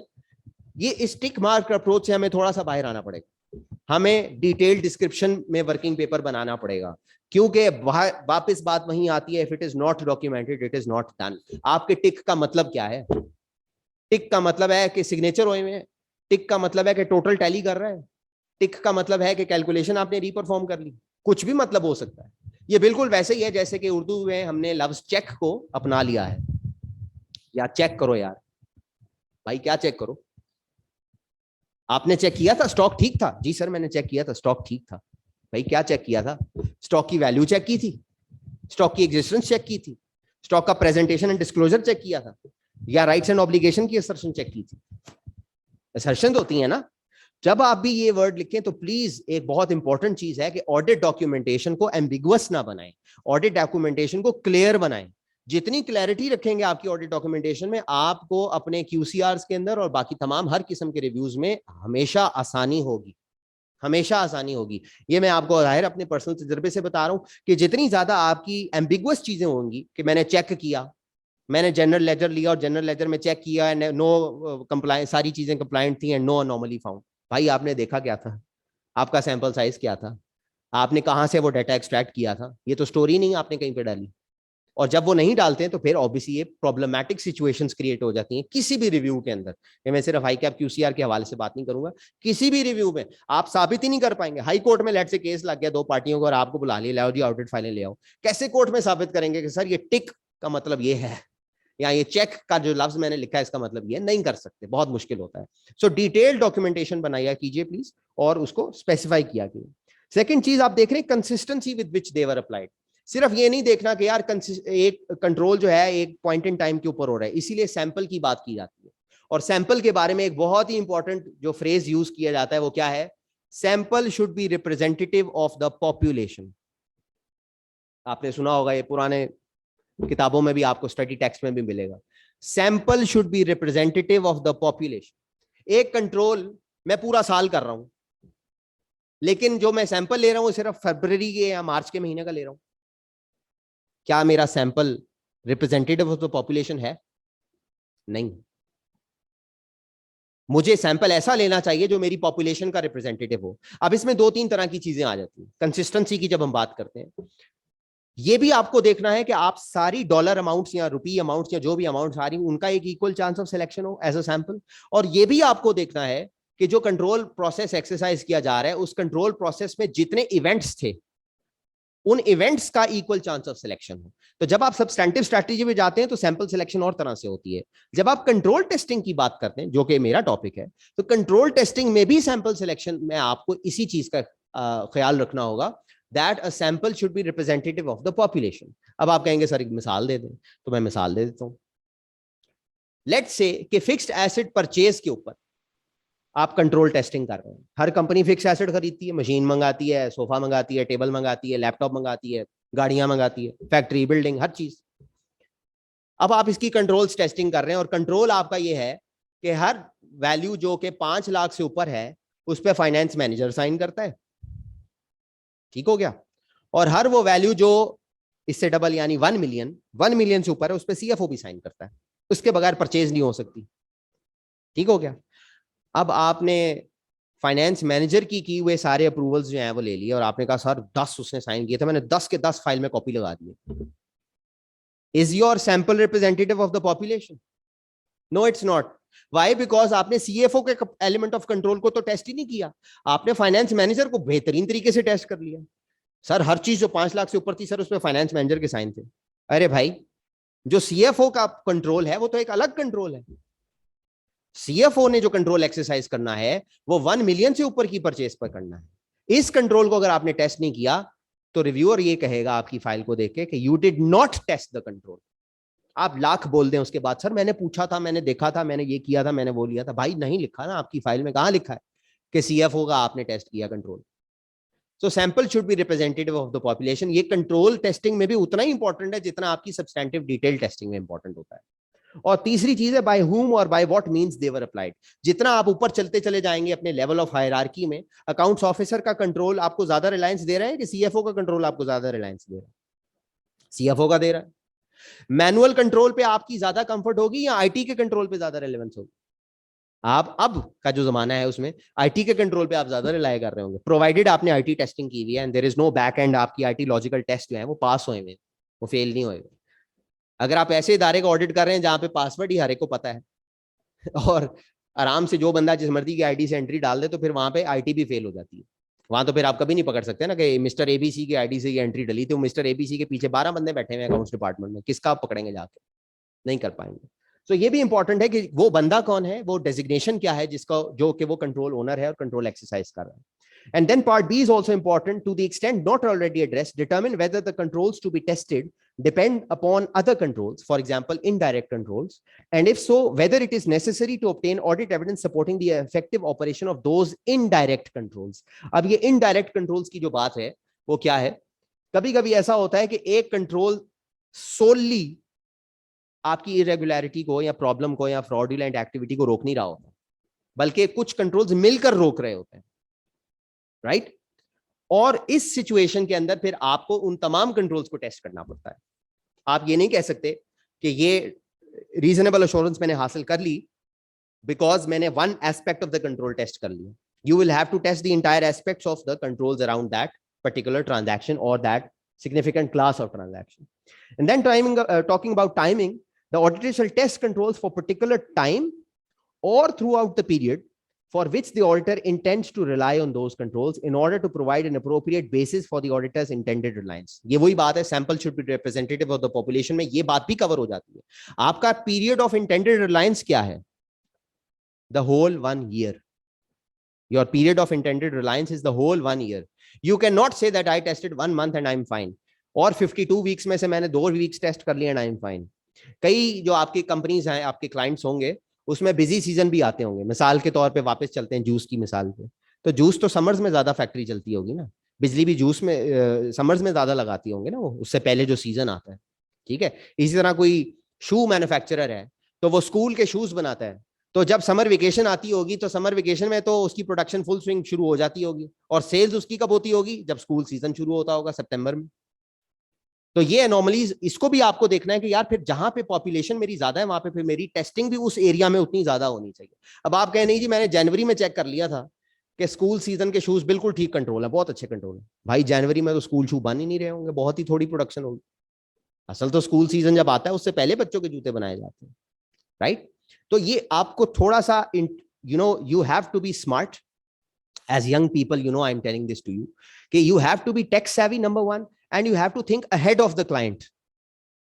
This is also very important because the client will have all kinds of documentation and explanation and everything to try and satisfy you, but you must have your own intellectual ability and technical ability combined, which is why you are mashallah chartered accountants or chartered accountants to be, and you have a long way to go mashallah. So जितने आप smart auditor होंगे उतने ही ज्यादा आपके पास chances होंगे कि आप anomaly को पकड़ सकें और एक इफेक्टिव और क्वालिटी ऑडिट कर सकें। You need to deliver quality audit. अब ये क्वालिटी ऑडिट मैं क्यों डिलीवर करूं, इसके लिए भी एक बड़ा इंपॉर्टेंट एस्पेक्ट है। अभी ये बात वहां से ऑनलाइन क्वेश्चन जो पूछ रहे थे, कमर्शियल एस्पेक्ट आ जाता है। भाई जितनी आप कंट्रोल एफिशिएंसी ज्यादा पकड़ेंगे, board of directors, audit committee, share holder, manager, CEO के पास जाने का उतना इंटरेक्शन आपको ज्यादा मिलेगा। जितने ज्यादा आप उनको इश्यूज उनके निकाल कर बताएंगे, उतने ज्यादा वो आपसे आपकी हेल्प लेंगे कि सर हमारा ये मसला भी रिजॉल्व करें। आप उतनी नई असाइनमेंट्स भी विन कर पाएंगे। मिसाल के तौर पे पेरोल के अंदर अगर आपने कोई एनोमली पकड़ी और आपने कहा सर आपके तो कंट्रोल्स ही डिजाइन नहीं है, anybody can get away with leaving on the 16th of March and getting paid for the whole month, आपके तो कंट्रोल है, अच्छा ये मसला है, कैसे इसको ठीक करें, and there you go, you got your assignment. So it is not only quality and risk management exercise but also a good commercial activity whereby जितना अच्छा मैनेजमेंट लेटर देंगे, जितनी अच्छी आप उनको डिटेल के साथ कंट्रोल डेफिशिएंसीज बता रहे होंगे, उतना मैनेजमेंट ज्यादा इंटरेस्टेड होगी उनको ठीक करने में। और जाहिर है ठीक वो उसी से कराएंगे ना जो इतना माशाल्लाह इंटेलेक्चुअल और टेक्निकल एबिलिटी वाला बंदा होगा, जो उनका अपना auditor. Why not, as long as the ethics are, code of ethics is satisfied. So it is also an opportunity actually to get more business in this particular area. अब हम एक और एस्पेक्ट ऑफ कंट्रोल पे आते हैं, इसको मैं quickly cover करूंगा, जहां सिग्निफिकेंट रिस्क आ जाता है। देखिए हर ऑडिट में कोई ना कोई एरिया सिग्निफिकेंट एरिया होता है, फोकस एरिया होता है। मैन्युफैक्चरिंग में आप जाएंगे, जनरली आप कहेंगे भाई इन्वेंट्री को जरूर देख, इन्वेंट्री को देखे बगैर आप नहीं। बैंक में आप जाएंगे, यार आप रेवेन्यू जो है ना, इंटरेस्ट इनकम, ये बिल्कुल चेक करनी है भाई, ये सही होनी चाहिए कि नहीं, राइट। हर जगह का अपना एक कोई ना कोई एरिया होता है जो कि उसका एक रिस्क एरिया होता है, राइट। एक कैपिटल इंटेंसिव बिजनेस, उसमें आप हो सकता है फिक्स एसेट्स को अपना बना लें कि यार फिक्स एसेट बहुत रिस्की एरिया। तो कहीं पे भी अगर आप सिग्निफिकेंट रिस्क आइडेंटिफाई कर लेते हैं तो फिर उसके लिए हवाले से स्पेशल गाइडेंस है जो आईएसए 330 देता है, और ये है आईएसए 330 का paragraph 15। Paragraph 15 says that if the auditor intends to rely on controls over risk, the auditor has determined to be a significant risk. अगर आप एक ऐसे एरिया पर कंट्रोल टेस्टिंग करने जा रहे हैं जहां पे रिस्क सिग्निफिकेंट है, ठीक है, मिसाल के तौर पे मैन्युफैक्चरिंग के अंदर स्टॉक इन्वेंट्री की बात कर लेते हैं, the auditor shall test those controls in the current period. फिर आप रोल ओवर नहीं कर सकते, फिर आपको उस साल में उसकी टेस्टिंग करनी है, right. When evaluating the operating effectiveness of controls upon which the auditor intends to rely, the auditor should evaluate whether misstatements that have been detected by substantive procedures indicate that controls are not operating effectively. कभी कभी ऐसा होता है कि आप substantive procedure perform कर रहे होते हैं और सब्सटैंटिव प्रोसीजर परफॉर्म करने के दौरान आप कोई अनोमली पकड़ लेते हैं, कोई मिस कैलकुलेशन लेट से आपने पकड़ ली।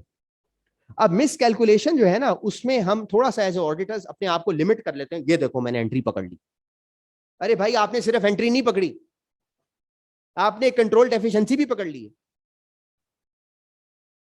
यूजुअली जब आप एक एंट्री पकड़ लेते हैं, भाई स्टॉक की वैल्यू ठीक नहीं लगेगी, इसके पीछे कोई कंट्रोल डेफिशिएंसी भी हो सकती है जिसकी वजह से वो प्रॉब्लम आ रहा है, तो आपको ये भी देखना चाहिए। So go one step beyond the debit and the credit.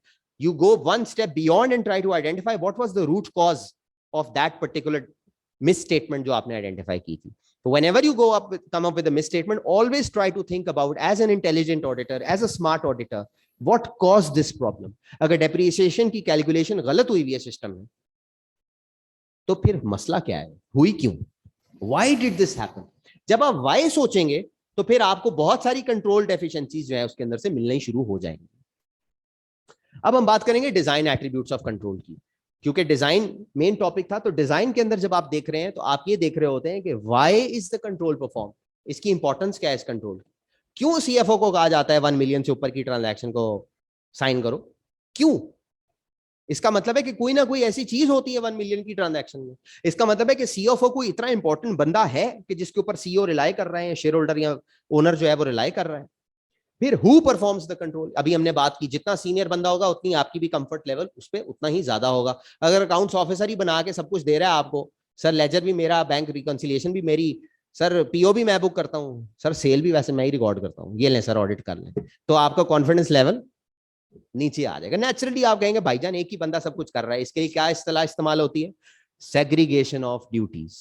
बिल्कुल सही, सेग्रीगेशन ऑफ ड्यूटीज। तो हु परफॉर्म्स द कंट्रोल बड़ा इंपॉर्टेंट है। अगर लोग अलहदा परफॉर्म कर रहे हैं, जो सेल वाला बंदा है वो रिसीट को रिकॉर्ड नहीं कर रहा, तो आप कंफर्टेबल पोजीशन में हैं। लेकिन अगर जो सेल रिकॉर्ड कर रहा है वही रिसीट भी रिकॉर्ड कर रहा है, अब जरा प्रोविजन फॉर डाउटफुल डेट्स पे बहस तो करके दिखाएं उस बंदे से। वो आपको उसी वक्त नहीं ये पैसे आए, ये देखें पार्टी ने पैसे दिए हैं, वो पार्टी ए के पैसे पार्टी बी में डाल के कहेगा कोई प्रोविजन नहीं बनती।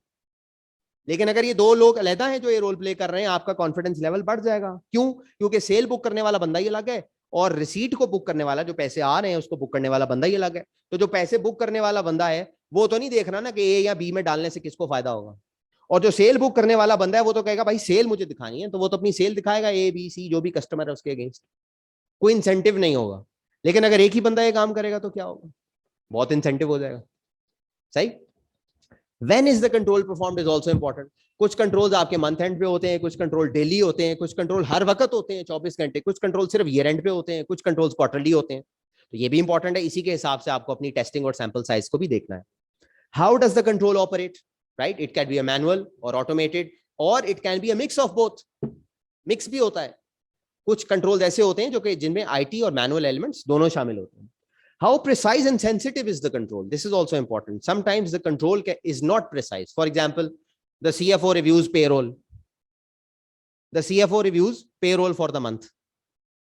इस कंट्रोल की ट्रांजैक्शन इवेंट कितने होंगे? 12, क्योंकि 12 दफा पेरोल जाती होगी महीने में, साल में, सॉरी 12 पेरोल्स। अब ये जो लफ्ज मैंने बोला, जुमला बोला, CFO reviews payroll, इससे आपको कुछ समझ आ रही है कि वो क्या रिव्यू करता होगा उस पेरोल में? तनख्वाह देने जा रहे हैं 1 तारीख को और 29 या 30 तारीख को सीएफओ रिव्यू कर रहा है पेरोल। भाई क्या रिव्यू कर रहा है? That is the key question. What is it that he is reviewing? Is it the joiner and the leaver? Is it the increment? Is it the bonus? Is it the calculation of the taxes and all the deductions? What is it exactly that he is reviewing as a CFO? तो ये भी document करना जरूरी है file में कि how precise and sensitive the control is, right? How is the control affected by other components of internal control? So for example, two people have already exercised their review and approval on that payroll sheet, and now the CFO is going to review. अब आपका confidence level फर्क होगा. और एक ऐसी company में आप जा रहे हैं जहां पे पहला और आखिरी सिग्नेचर है ही सीएफओ का पेरोल के ऊपर, अब आपका कॉन्फिडेंस लेवल फर्क होगा. एक चीज को 3 लोग रिव्यू करके साइन कर रहे हैं और उसके बाद वो फाइनल अप्रूविंग अथॉरिटी के पास आ रही है और फिर पेरोल डिस्बर्स हो रही है. और एक ऐसी पेरोल है जो कि एक ही बंदा साइन कर रहा है और वो बस पे हो गई. अब बताइए, ऑब्वियसली पहली सिचुएशन में आपका कॉन्फिडेंस लेवल बेहतर होगा. आप कहेंगे control is designed and also seems to be effectively operating. And last, what evidence support the performance of the control. कभी कभी एविडेंस मौजूद ही नहीं होता. आप जाके पूछते हैं, सर आप रिव्यू करते हैं? हाँ जी मैं करता हूं. सर सिग्नेचर तो नहीं है आपके इसमें. जब सिग्नेचर नहीं है, जब उसकी नोटेशंस नहीं है, जब उस पर कोई टिक मार्क उन्होंने नहीं लगाए हुए, आप कैसे कह सकते हैं एज एन ऑडिटर के कंट्रोल एक्सरसाइज हो गया? This is also a situation where in the review of the files, even whether it's ICAP, QCR or any other reviews, these matters come up whereby control मौजूद ही नहीं होता और auditor की file में लग रहा होता है कि उसने कंट्रोल टेस्टिंग की है. वो कंट्रोल ही नहीं है. क्यों? क्योंकि वो कंट्रोल जो है वो उसका एविडेंस ही अवेलेबल नहीं है. It's not possible to have evidence of that control. इसकी मिसाल वहीं चिप्स पे चलते हैं. एक फैक्ट्री वर्कर है, बेल्ट चल रही है, बॉक्स के अंदर 12 चिप्स डलने चाहिए. जिस बॉक्स में 12 चिप्स नहीं होते वो फैक्ट्री वर्कर दबाता है और वो अगली तरफ गिर जाता है, रिजेक्शन में चला जाता है बॉक्स. अब अगर मैं कहूं आपको कि इस फैक्ट्री के अंदर इस चीज का कि कितने रिजेक्शन हुए हैं पूरे हफ्ते में या पूरे महीने में, कोई एविडेंस नहीं. There is no evidence. क्या आप अपनी फाइल में डॉक्यूमेंट कर सकते? You will not be able to document anything. But let's say कि वहां पे एक जो रिजेक्शन है, वो रिजेक्शन जो है वो क्यूए डिपार्टमेंट का एक बंदा है, उसके पास चली जाती है और वो एक नोटेशन बनाता है कि yes I received 5 rejected boxes today. That's the evidence we are talking about. What evidence supports the performance of the control? Sometimes control मौजूद होता है, but there is no evidence around that. What's the point in testing those controls? You cannot test control because there is no evidence of the control. But in this second example, where जो भी मैं reject का button दबाता हूं, वो 12 chips के packet उसमें नहीं गए बल्कि 11 चले गए डब्बे में, तो वो क्यूए डिपार्टमेंट ने अपने पास नोटेशन बनाई और डॉक्यूमेंट कर लिया कि इस प्रोडक्शन रन के अंदर या इस वीक के अंदर या इस मंथ के अंदर मुझे X number of rejected boxes मिले थे. That is where the evidence starts. Now you have your evidence of control. Now you can say that yes, there is a manual detect control and I tested that control. ठीक है, ये वही बात है जो अभी हम शुरू में कर रहे थे, नॉट डॉक्यूमेंटेड नॉट डन. तो अगर क्लाइंट ही डॉक्यूमेंट नहीं कर रहा उस चीज को, तो ऑडिटर कहां से डॉक्यूमेंटेशन बनाएगा उसकी? कंट्रोल में डॉक्यूमेंटेशन क्लाइंट की भी उतनी ही इंपॉर्टेंट है आपके ऑडिट क्लाइंट की जितनी आपकी अपनी डॉक्यूमेंटेशन. उनकी होगी तो आप उसको रिव्यू करेंगे, वरना आपने इंस्पेक्ट किस चीज को किया. Now I talk about some practical example of design attributes of control. हमने बहुत सारी मिसालें भी ले ली और बहुत सारी इंडस्ट्रीज की बात भी कर ली, लेकिन जो कि बैंक रिकॉन और रिसीवेबल्स और ये वाले एरियाज ऐसे एरियाज होते हैं which are very common and you get to find them across almost all clients. I think bank statement जो है 100% क्लाइंट्स पे होती है. इसी तरह रिसीवेबल और प्रोविजन फॉर डाउटफुल डेट्स जो होता है वो भी एक ऐसा एरिया होता है जो कि जनरली आपको हर जगह मिलता है. Now I will give you some examples, practical examples of how you can better demonstrate your design attribute of control. This is a poor example of a control documentation. The finance manager reviews the bank recon and signs and dates to indicate approval. अब आप सोच रहे होंगे यार इसमें poor क्या है, लिखा तो हुआ है सब कुछ. फाइनेंस मैनेजर बैंक रिकॉन लेता है, उसको साइन करता है, उस पर डेट डालता है, इसका मतलब वो अप्रूव्ड है. अब इसके आगे अगर मैंने 25 का सैंपल लिया, टिक लगा दी, खत्म. ICAP, QCR, AOB, NAB, FI, anti corruption जो मर्जी आ जाए, मैं सेट है. ये देखें सर मैंने कंट्रोल टेस्ट किया हुआ है sir. What is missing here? Let me give you a better example. The finance manager reviews the bank recon on a monthly basis. Timing बताई जा रही है, अभी हम टाइमिंग की बात कर रहे हैं. And evaluates all reconciling items greater than 100,000 rupees. Amount भी बता दी गई कि वो किस चीज पर अपना फोकस करता है. And any unresolved outstanding items from the prior month's reconciliation. भाईजान वो पिछले महीने से शुरू होता है. वो कहता है पीछे भी तो मैंने 4 गलतियां पकड़ी थी, वहां से लेकर आओ, मुझे आगे चलो, रिकंसिलिएशन बनाओ. The finance manager then signs and dates the reconciliation. Now this is a more specific. अभी हम बात क्या कर रहे थे? Precise की. This example of control documentation is more precise. ये अगर आप अपनी फाइल में लगाएंगे तो आप साबित कर सकेंगे, सर ये देखिए ये 10 दफा ऐसा हुआ था कि 1 लाख रुपए से ऊपर का बैंक रिकंसाइलिंग आइटम था और देखिए कि उस 1 लाख से ऊपर के आइटम पर फाइनेंस मैनेजर ने ये एक्शन लिया. अब आपको इससे भी अच्छी मिसाल देते हैं. The finance manager reviews the bank recon on a monthly basis. The finance manager review includes number 1 checking for clerical accuracy. भाई वो चेक करता है कि आपने क्लरिकली ठीक बनाया, unpresented checks, uncredited checks, bank charges सब सही भी आपने दाखिल किए हैं उसमें रिकॉन में कि नहीं. Number 2 agree the amount on the bank recon to the bank statement. भाई मैच भी करता है कि नहीं. वो छोटे वाला जो अकाउंट्स ऑफिसर नीचे उसने कुछ भी फिगर डाल के दे दी, उसने कहा हाँ ठीक है साइन. मैच भी करके देखता है सैंपल बेस पे कि यार क्यों, why is it important. Client समझते हैं ऑडिटर का काम है पकड़ना. भाईजान आपको क्लाइंट को बताना है, sir this is how recon is done, this is how you need to document it. I am not going to tell you that there's a reconciling item that you did not pick up, because if I say that, I am going to say that your control is deficient. आपका control fail हो गया sir. और मैं as an auditor जब control fail हो जाए तो फिर बहुत डिटेल टेस्टिंग करता हूं, और वो मैं नहीं करना चाहता. ऑब्वियसली मैं ज्यादा टाइम क्यों लगाऊं. अगर मुझे 5 लाख फीस मिल रही है तो मैं तो अपने आप को कंफर्ट जोन में रखते हुए अपने रिस्क मैनेजमेंट को कवर करते हुए देखूंगा ना कि मैं कंट्रोल्स पे रिलायंस करते हुए काम कर रहा हूं. And when you are doing your fee negotiations, obviously ये partners यहाँ बैठे हुए हैं, obviously this is also something important. अगर पिछले साल के ऑडिट में आपको बेतहाशा कंट्रोल डेफिशिएंसीज मिली थी, it becomes your starting point for your fee discussions. So look at the amount of deficiencies you had in your system. How can I do this in the same time as I did the last year? पिछले साल ये 500 घंटे की job थी कि आज भी 500 घंटे की जॉब है. आपने देखा है सर आपके प्रॉब्लम्स कितने थे. And that's where your fee increase discussions start. So number 2, agree the amount on the bank recon to the bank statement, trial balance and system generated outstanding checklist. The finance manager reviews all reconciling items greater than 100,000 and any unresolved outstanding items from the prior month's recon. The reconciliation is signed and dated to indicate approval within 15 days of the previous month end. अब देखिए मजीद detail डाल दी उसने, timing भी डाल दी. Control ये नहीं कि control exercise हो जाए, भाई कंट्रोल टाइम पे भी एक्सरसाइज होना चाहिए.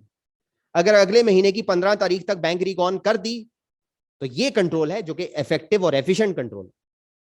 अगर बैंक रिकॉन बानी उस वक्त रही है जनवरी की, जब अगली जनवरी में ऑडिटर आया हुआ, तो मसला है ना. फिर तो कंट्रोल तो एक्सरसाइज नहीं हो रहा. Right, let's take another example. The CFO reviews and approves the allowance for doubtful accounts calculation as part of the monthly closing process. हर महीने मैं अकाउंट्स बनाता हूं, मैं कहता हूं लाओ भाई मेरे कस्टमर कौन कौन से पुराने हो गए जो पैसे नहीं दे रहे. सर ये देखें सर, ये 90 दिन, 180 दिन, 360 दिन, 2 साल, 3 साल, 5 साल हो गए पैसे नहीं दिए. ये एक एजिंग एनालिसिस बन गया. ठीक है जी, ये कंट्रोल मैंने टेस्ट कर लिया.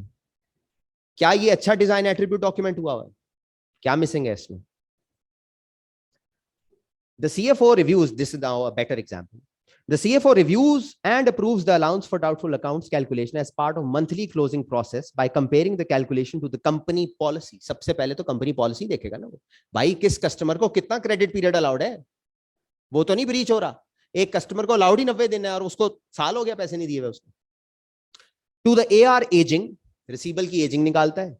And to the specific customer analysis, specific customer analysis निकालता है. मिसाल के तौर पे वो कह सकता है कि प्रोडक्ट ए के कस्टमर, प्रोडक्ट बी के कस्टमर, या कैटेगरी ए के कस्टमर, कैटेगरी बी के. हर तरह के होते हैं ना आपके कस्टमर बेसिस होती हैं. कुछ आपके प्रायोरिटी कस्टमर्स हो सकते हैं, कुछ आपके जरा नॉर्मल कस्टमर्स हो सकते हैं, कुछ आपके इंस्टीट्यूशनल सेल्स होती है, कुछ इंडिविजुअल सेल्स होती है. ये कंपनी टू कंपनी और industry to industry obviously this thing varies. Any issues noted are resolved by conducting discussions with the preparer, the credit manager and the VP for sales. 3 लोगों से वो जाके discuss करता है उसको. अपने जो प्रोविजन फॉर डाउटफुल अकाउंट्स की जो कंप्यूटेशन है उसको 3 बंदों से इनपुट लेता है और डिस्कस करता है. किससे? जिसने वो बनाया है, प्रिपेयरर, द क्रेडिट मैनेजर जो कि क्रेडिट मैनेजर जो इंचार्ज है इस चीज का, और VP सेल्स, क्योंकि सेलें तो उसने दिखानी है. ऐसा तो नहीं हुआ कि भाई सेल्स वाले भाई ने सेलें बुक कर दी और अब आप रिसीवेबल की एजिंग लेके बैठे हुए कि सर पैसे नहीं आ रहे, सेलें तो आपने कर दी थी, बोनस ले लिया. Right. To ensure all considerations have been addressed. After the discussions, the CFO documents the consideration for each customer and science of on the document. फिर वो कहता है हाँ मैं एग्री करता हूँ कि कस्टमर ए जो है ये डाउटफुल लग रहा है, इसके ऊपर 50% प्रोविजन डाल देनी चाहिए। मैं एग्री करता हूँ कि यार कस्टमर सी पैसे नहीं देने लगा, सारा राइट ऑफ कर दो 100%। और नहीं, ये डी जो कस्टमर है ये पैसे दे देगा, मेरी बात भी हुई है, क्रेडिट सेल्स वाला बंदा भी मुझे कह रहा है मैं पैसे ले आऊंगा, तो ठीक है, इसके अगेंस्ट कोई प्रोविजन नहीं होगी। अगर तो ये डॉक्यूमेंट हुआ तो आप कहेंगे कंट्रोल सही है, वरना नहीं। इससे बेहतर भी एक मिसाल हो सकती है, ये जरा ज्यादा लंबी है। CFO reviews and approves allowance for doubtful accounts calculation as part of monthly closing। अब रिव्यू में शामिल क्या है उसके, देखिए बेटर और बेस्ट में भी फर्क है। वो क्या है कि वो जो नेचर ऑफ द प्रोसीजर है उसको वो ज्यादा एडिक्वेटली डिस्क्राइब कर रहा है, नेचर ऑफ द प्रोसीजर को वो ज्यादा एडिक्वेटली डिस्क्राइब कर रहा है। तो वो क्या करते हैं, द रिव्यू इंक्लूड्स 1 2 3, तो 3 बातें उसने लिख दी हैं कि उसके रिव्यू में शामिल क्या होता है। ये भी वही लफ्ज है जो चेक की तरह का है, CFO चेक करता है, अरे भाई क्या चेक करता है, तो ये वही बात है कि लफ्ज चेक जो है ना उसको आप अपनी डॉक्यूमेंटेशन से डिलीट कर दें बिल्कुल। ये चेक कोई लफ्ज नहीं होता, हमने उर्दू के अंदर इसको अडॉप्ट कर लिया इस लफ्ज को, चे ये और काफ, चेक, सर चेक कर लें, सर चेक किया था। पार्टनर भी पूछ रहा होता है अक्सर मैनेजर, भाई चेक किया था, जी सर चेक किया था। मैनेजर ने क्या चेक किया था, पता नहीं क्या चेक किया था। So number 1, recalculating the allowance based on company policy. Number 2, comparing the inputs to all applicable support such as AR aging, outstanding allowance balance, specific customer analysis. And number 3, discussing with the preparer, credit manager and head of sales to make sure all considerations have been addressed. The discussions cover any customer whose allowance is not based on company policy. अब ये भी वो बता रहे हैं कि control exception जहां आ जाए, जहां पे कंट्रोल के अंदर आपने कोई गलत चीज पकड़ ली, वहां पे आप क्या करते हैं। फिर 2 लाख से ऊपर अगर customer whose age is more than 200,000 and 90 days, specify कर दिया आपने, 90 दिन से ऊपर जो होता है भाई उस पे CFO सवाल पूछता है। एक कंट्रोल ये है कि CFO रिव्यू करता है AR एजिंग को और जो पुरानी पार्टियां होती हैं उनके बारे में पूछता है, और एक तरीका ये लिखने का है कि भाई 90 दिन से ऊपर जो कुछ होता है उसको रिव्यू करता है CFO। Now this is very specific and it can be tested in much more accuracy and precision as compared to CFO reviews the AR aging, right? Or end में the CFO attaches all supporting documents to the calculation and files the allowance documents into the month end binder by the 3rd day of the monthly closing process। या we specify कर दिया कि अगले महीने की 3 तारीख को वो AR के बाइंडर में उसको डाल देता है क्लोजिंग प्रोसेस। ये जब आप टेस्ट करेंगे तो इसका टेस्ट जो है वो क्या टिक मार्क से होगा, जरा मुझे खुद सोच के बताइए। जो पहला था पुअर डॉक्यूमेंटेशन, ये आपने कंट्रोल टेस्ट बनाया, इसके आगे एक टिक लगा दिया और आपने कहा कंट्रोल सही है, कुछ नहीं पता चल रहा आपने कंट्रोल में टेस्ट क्या किया। लेकिन जब आप ये बेस्ट वाले का वर्किंग पेपर बनाएंगे, इसकी डॉक्यूमेंटेशन क्या एक टिक मार्क से होगी? नो, इसकी डॉक्यूमेंटेशन बहुत स्पेसिफिक होगी और बहुत एक्चुअल इंस्टांसेस को लेकर चल रहे होंगे और प्रिसीजन के साथ लेकर चल रहे हैं। ये है कंट्रोल टेस्टिंग, ये है टेस्ट ऑफ कंट्रोल्स। अब इसकी भी कुछ मिसालें मैं आपको और दे देता हूं। ये पहले जो मैंने आपको मिसाल दी है वो है कंट्रोल की डॉक्यूमेंटेशन की डिस्क्रिप्शन। अब मैं आपको थोड़ी सी और मिसालें देने जा रहा हूं, I will be quick with this in the interest of time. Test of control की डॉक्यूमेंटेशन की, ठीक है, पहले मिसाल थी कंट्रोल की अपनी डॉक्यूमेंट के, क्लाइंट का अपना कंट्रोल कैसा है। अब मैं आपको 2-3 मिसालें दूंगा कि टेस्ट ऑफ कंट्रोल जो आपकी अपने कंट्रोल है ऑडिटर का, वो उसकी डॉक्यूमेंटेशन क्या हो सकती है। पहले वाला स्टेप बिल्कुल वही है जो आप ऊपर अंग्रेजी देख रहे हैं, इट्स एग्जैक्टली द सेम जो अभी हमने पीछे बात की, finance manager reviews bank recon on monthly basis, ठीक है, जो अभी पहले हमने मिसाल देखी, it's the same. Poor test of control क्या होगा? Obtain selected bank recon and perform inquiry with finance manager. This is a documentation of a poor test of control documentation. बेहतर क्या हो सकता है? Obtain the bank reconciliation selected for testing and inquire with the finance manager regarding the review performed on the reconciliation। Sir आप क्या review करते हैं? आपने पूछा और पूछ के उसकी नोटिंग कर ली, डॉक्यूमेंट कर लिया उसको। और एक बेहतर क्या हो सकती है? Best, obtain the bank recon selected for testing and inquire with the finance manager on the review procedures performed। Inquire of the specific procedures the control owner performs each month। Types of follow-up that typically occur, follow-up कब करते हैं, कैसे करते हैं, and the process the control owner performs to resolve any identified issues। ये एक test of control था inquiry का। अब एक और test of control, same control है उसके लिए, inspect the bank recon and verify reconciling items greater than 100 were reviewed and unresolved from prior month's recon। inspect signature of the finance manager। इसके आगे टिक लग गया, अच्छी लग रही डॉक्यूमेंटेशन, लेकिन इससे ज्यादा अच्छी भी हो सकती है। वो क्या? Inspect the bank recon and tick marks and notations performed on the document, जो उन्होंने किए हैं, ये हमारे नहीं है भाई। ये टिक मार्क और नोटेशन उस CFO या फाइनेंस मैनेजर के हैं, उसने नोटिंग की है, उसने क्या लिखा है, भाई ये बैंक चार्जेस रिकॉर्ड नहीं होएंगे, भाई ये अनप्रेजेंटेड चेक नहीं है, ये चेक आ चुका है, ये पड़ा है मेरे पास। क्या उसने टिक मार्क्स नोटेशंस कुछ डॉक्यूमेंटेशन को रिव्यू नजर आ रहा है कि किया हुआ है, या बस उसने सिग्नेचर कर दिया? राइट? और फिर इससे बेहतर डॉक्यूमेंटेशन ज्यादा डिटेल में हो सकती है इसकी. Obtain recon document for selected month and verify the control was performed as designed by inspecting for indication that the review was performed. अब ये देखिए ये कितनी इंपॉर्टेंट बात यहाँ पे हो रही है. मेरा ख्याल है ये पॉइंटर जरा हल्का है थोड़ा. Indications that the review was performed. You must, when you are testing your control, try to understand what are the indications that a control has been performed. क्या चीज साबित करती है कि रिव्यू हुआ था. सिर्फ सिग्नेचर साबित नहीं करता कि रिव्यू हुआ था बैंक रिकॉन. वो प्रोसेस क्या था जिसके तहत वो रिव्यू किया गया था. राइट? क्लैरिकली टेस्ट कर लें आप उसको. Inspect whether the reviewer clerically tested the schedule. Investigate all reconciling items greater than 100 and unresolved item from prior months recon. Inspect resolutions made and supporting documents of reconciling items and inquire reasons for unresolved items for current period reconciliation. ये भी important है. And inspect approval of reconciliation by checking the signature and date of approval. Right? एक और मिसाल आखिरी है. Reperform the procedure performed by the finance manager. अब देखिए कितनी वेग डिस्क्रिप्शन, कितनी वेग डिस्क्रिप्शन है. बैंक रिकॉन का कंट्रोल है और ये क्या मैं टेस्ट ऑफ कंट्रोल डॉक्यूमेंट अपनी फाइल में कर रहा हूं. Reperform the procedure by the finance manager. अरे भाई क्या रीपरफॉर्म करना है, किस चीज को रीपरफॉर्म करना है. अभी हमने रीपरफॉर्म और रीकैलकुलेट का फर्क देखा था इंग्लिश ग्रामर के अंदर. तो हमें पता चलना चाहिए कि भाई परफॉर्म करना क्या है. तो हमें रीपरफॉर्म करना है which include checking the clerical accuracy. उसको चेक करें, आप खुद चेक करें क्लैरिकल एक्यूरेसी. अब देखें थोड़े सा आपका मिसकंसेप्शन भी क्लियर हो जाना चाहिए अब तक होपफुली, कि हम समझते हैं कि क्लैरिकल एक्यूरेसी को चेक करना सब्सटेंटिव प्रोसीजर है. ये आपको कुछ और बता रहा है स्टैंडर्ड. यहां पर जब आप रीपरफॉर्मेंस के अंदर कोई चीज कर रहे होते हैं, टेस्ट ऑफ कंट्रोल्स में जब आप रीपरफॉर्मेंस में कर रहे होते हैं, तो भाई वो सब्सटेंटिव प्रोसीजर नहीं होता, वो टेस्ट ऑफ कंट्रोल होता है. हम में से बहुत सारे लोगों की मिसकंसेप्शन ये भी थी कि बैंक रिकॉन जो है इसके ऊपर जो काम किया जाता है वो सब्सटेंटिव प्रोसीजर है. आज आप सुबह से यही देख रहे हैं कि बैंक रिकॉन तो एक कंट्रोल होता है और उसकी टेस्टिंग एक टेस्ट ऑफ कंट्रोल होती है, सब्सटेंटिव नहीं होता. It's a control test. और इससे बेहतर डॉक्यूमेंटेशन आप कर सकते हैं कि रीपरफॉर्म के अंदर reperform the number 1 clerical accuracy, number 2 agreement from the bank recon to supporting documentation, number 3 investigation and follow-up procedures performed for each reconciling item, inspect the supporting documentation obtained to determine whether appropriate, and 4 conclusions reached for each item as to the appropriateness of the item procedure, verify all procedures performed by control owner were appropriate based on control description. थोड़ा सा मैं connection बना दूं क्योंकि आपको शायद ये लग रहा हो कि शायद ये मिसालें अलग अलग हैं. ये मिसालें अलग नहीं है. ये हमने बिल्कुल वही कंट्रोल डॉक्यूमेंट किया है जो ये आपको यहाँ पे नजर आ रहा है. ये वही कंट्रोल है जिसकी मिसाल मैंने आपको इससे पहले दी थी. इट इज द सेम, वो पुअर और बेटर और बेस्ट. तो ये बेस्ट वाला कंट्रोल मैंने ऊपर कॉपी किया और उसके ऊपर फिर मैंने आपको 3 तरह के टेस्ट ऑफ कंट्रोल की मिसालें दी. पहला कंट्रोल जो है जिसमें पुअर बेटर बेस्ट की मिसाल है वो इंक्वायरी का कंट्रोल. ये इंक्वायरी है ना, इंक्वायरी को डॉक्यूमेंट हमने किया है. इंक्वायर करके आप कैसे बेहतर डॉक्यूमेंट कर सकते हैं. और बड़ी पुअर आपकी डॉक्यूमेंटेशन होगी अगर आप कहेंगे कि obtain selected bank record and perform inquiry. लिखा ही नहीं आपने किस चीज की इंक्वायरी, क्या इंक्वायर किया, वो आपको देख लिया. दूसरा आपने देखा कि उसमें इंस्पेक्शन जब आपने करनी है, inspection of documentation. Going back to the शुरू वाली स्लाइड जहां हमने बात की थी इंक्वायरी, ऑब्जर्वेशन, रीपरफॉर्मेंस. तो पहली स्लाइड पिछले वाली स्लाइड थी इंक्वायरी की, ये वाली स्लाइड इंस्पेक्शन की, और ये तीसरी स्लाइड रीपरफॉर्मेंस. तीनों के अंदर आपको मिसाल मिल गई कि कैसे आप बेहतर डॉक्यूमेंटेशन कर सकते हैं अपने टेस्ट ऑफ कंट्रोल्स के अंदर. ठीक है, not documented not done, very important, और इसको हमेशा आपने याद रखना है. ये बात हम ऑलरेडी कर चुके हैं. Inquiry alone is not sufficient to test the operating effectiveness of control. ये भी हमने पहले काफी डिटेल में डिस्क्रिप्शन इसकी कर ली है, तो ये हम बात कर चुके हैं ऑलरेडी.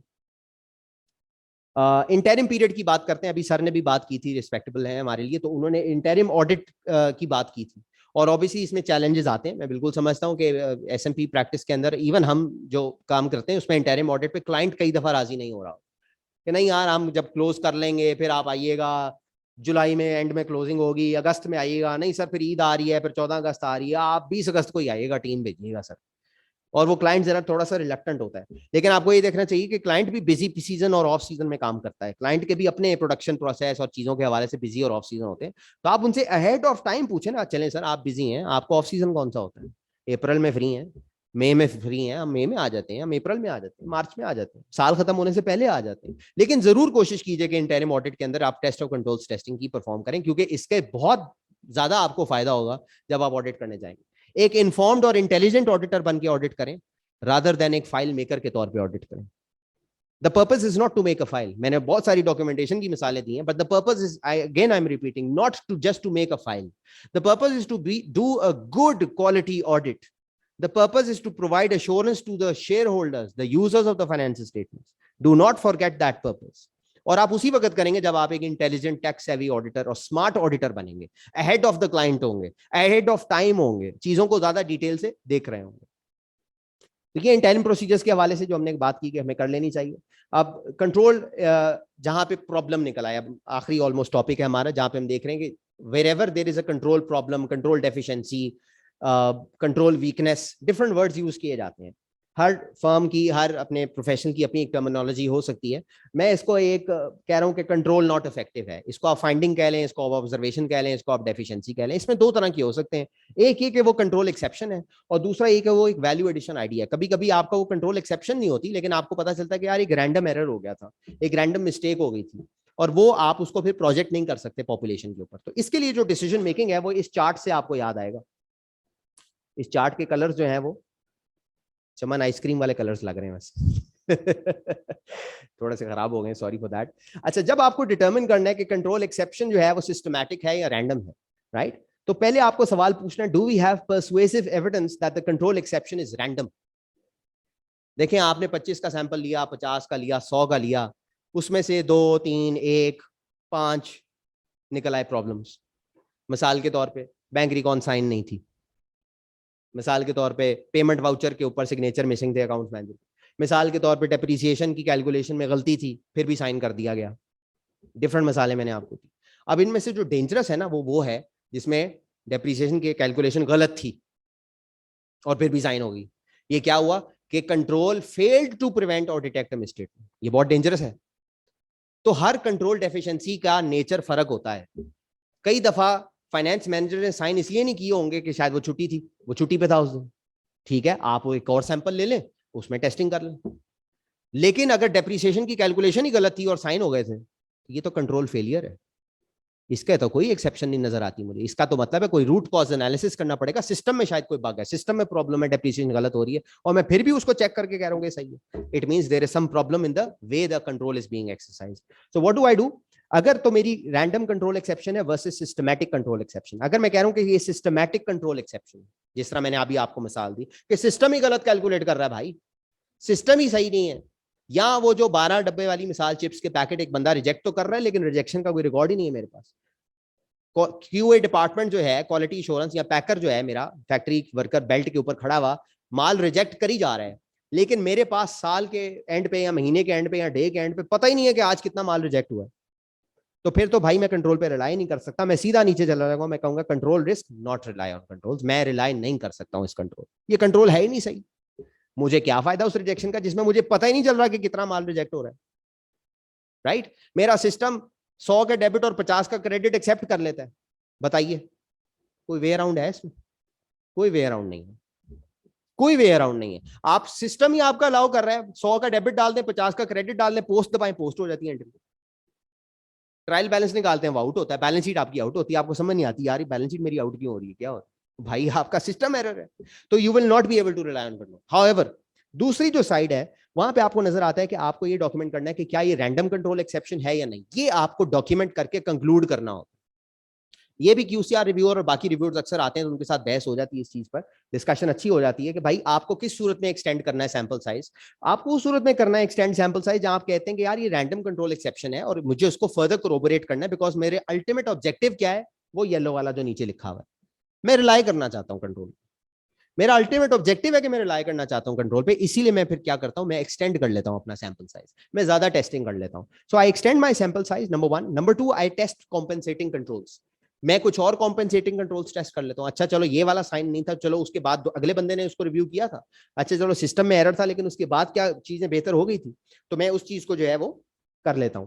और उसके बाद फिर मैं कंक्लूड करता हूं कि क्या फर्दर एक्सेप्शंस है या no further exceptions. If there are no further exceptions, okay fine, let's rely on controls. If there are exceptions, I go back and I say sorry, मैंने टेस्टिंग भी कर ली, मैंने एक्सटेंडेड टेस्टिंग भी कर ली, मैंने compensating control भी test कर लिए, फिर भी भाईजान आपका कंट्रोल फेल है।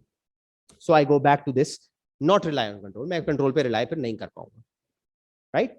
तो ये एक डिसीजन मेकिंग चार्ट है, ये कोई स्टैंडर्ड में नहीं दिया गया, ऐसा नहीं है, लेकिन ये एक चूंकि स्टैंडर्ड के जो पैराग्राफिंग है उसके अंदर से एक चीज बनाई गई है, तो आप इसको यूज कर सकते हैं।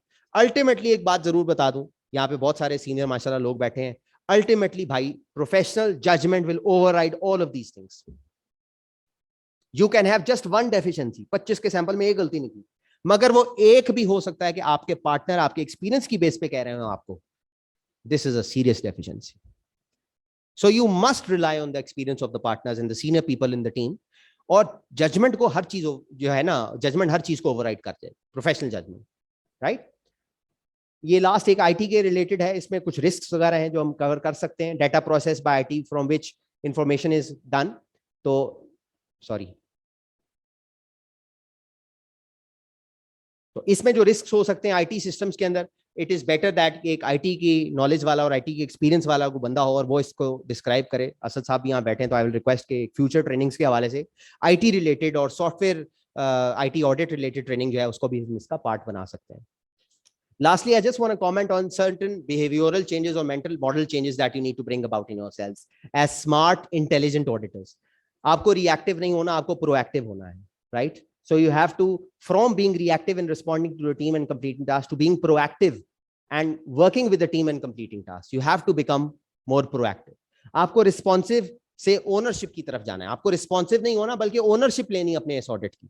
आपका ultimate objective है quality audit निकालना, शेयर होल्डर को सेटिस्फैक्शन देना है। आपकी ऑडिट रिपोर्ट का जो सिग्नेचर जो आपके पार्टनर कर रहे हैं वो एक सेटिस्फैक्शन दे रहा है मालिकान को, शेयर होल्डर्स को, बैंक्स को, बाकी लोगों को, जो लोग इन्वॉल्व है, स्टेक होल्डर्स को। तो आपको ओनरशिप लेनी है अपने टास्क की।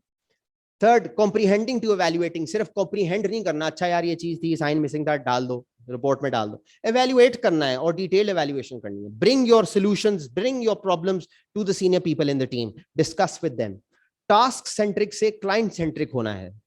ये नहीं कि यार मुझे ये 4 काम करने हैं, मेरा तो काम है इस फाइल के अंदर ये 4 कागज लगाने हैं। नो, क्लाइंट सेंट्रिक हो, ये मेरा क्लाइंट है, इसकी पूरी ऑडिट रिपोर्ट के ऊपर अश्योरेंस है, ये हम 3 बंदे, 4 बंदे, 5 बंदे मिलकर ले रहे हैं। सो मिलकर एज अ टीम काम करना है और इंडिविजुअल से टीम पर जाना है, वही वाली बात। तो ये बहुत इंपॉर्टेंट चीजें जो कि हमें कवर करनी चाहिए। So I will just conclude here. Thank you very much. If there are any questions I am happy to take दोस।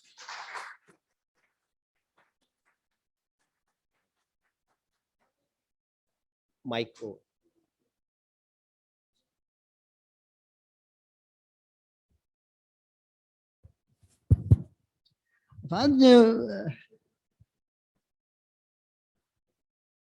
आपका बहुत इल्यूमिनेटिव थी आपका जो लेक्चर था, वो मतलब बहुत I have learn my self a lot many things. Thank you sir. लेकिन एक बात जो आप लास्ट कह रहे थे जरा उसमें जरा ऐड कर दें कि आपने कहा कि आपका बहुत एक्सपीरियंस पार्टनर आ जाए जो था ऑन द जॉब, जो एंगेजमेंट पार्टनर हो, knowing very much, obviously partner experience होगा, बट वो आप उसकी बात को ओवर डू कर दे, ओवर कर दे आपकी बात को। But that the point is वो बात जो भी करेगा should be convincing, based on some judgement, based on ground realities.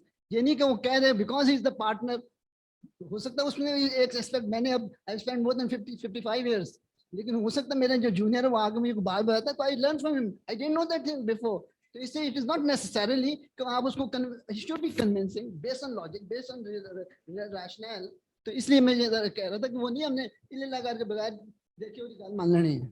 बिल्कुल सही, आई थिंक वैलिड पॉइंट है। बिल्कुल सर, हमें दोनों तरफ से नॉलेज जानी चाहिए, नीचे से ऊपर और ऊपर से नीचे, दोनों तरफ से नॉलेज शेयरिंग होनी चाहिए। इसीलिए स्मार्ट ऑडिटर बने, इंटेलिजेंट ऑडिटर बने और सॉल्यूशंस और प्रॉब्लम्स को डिस्कस करें और सॉल्यूशंस भी लेकर आए, अपने पार्टनर्स को बताएं।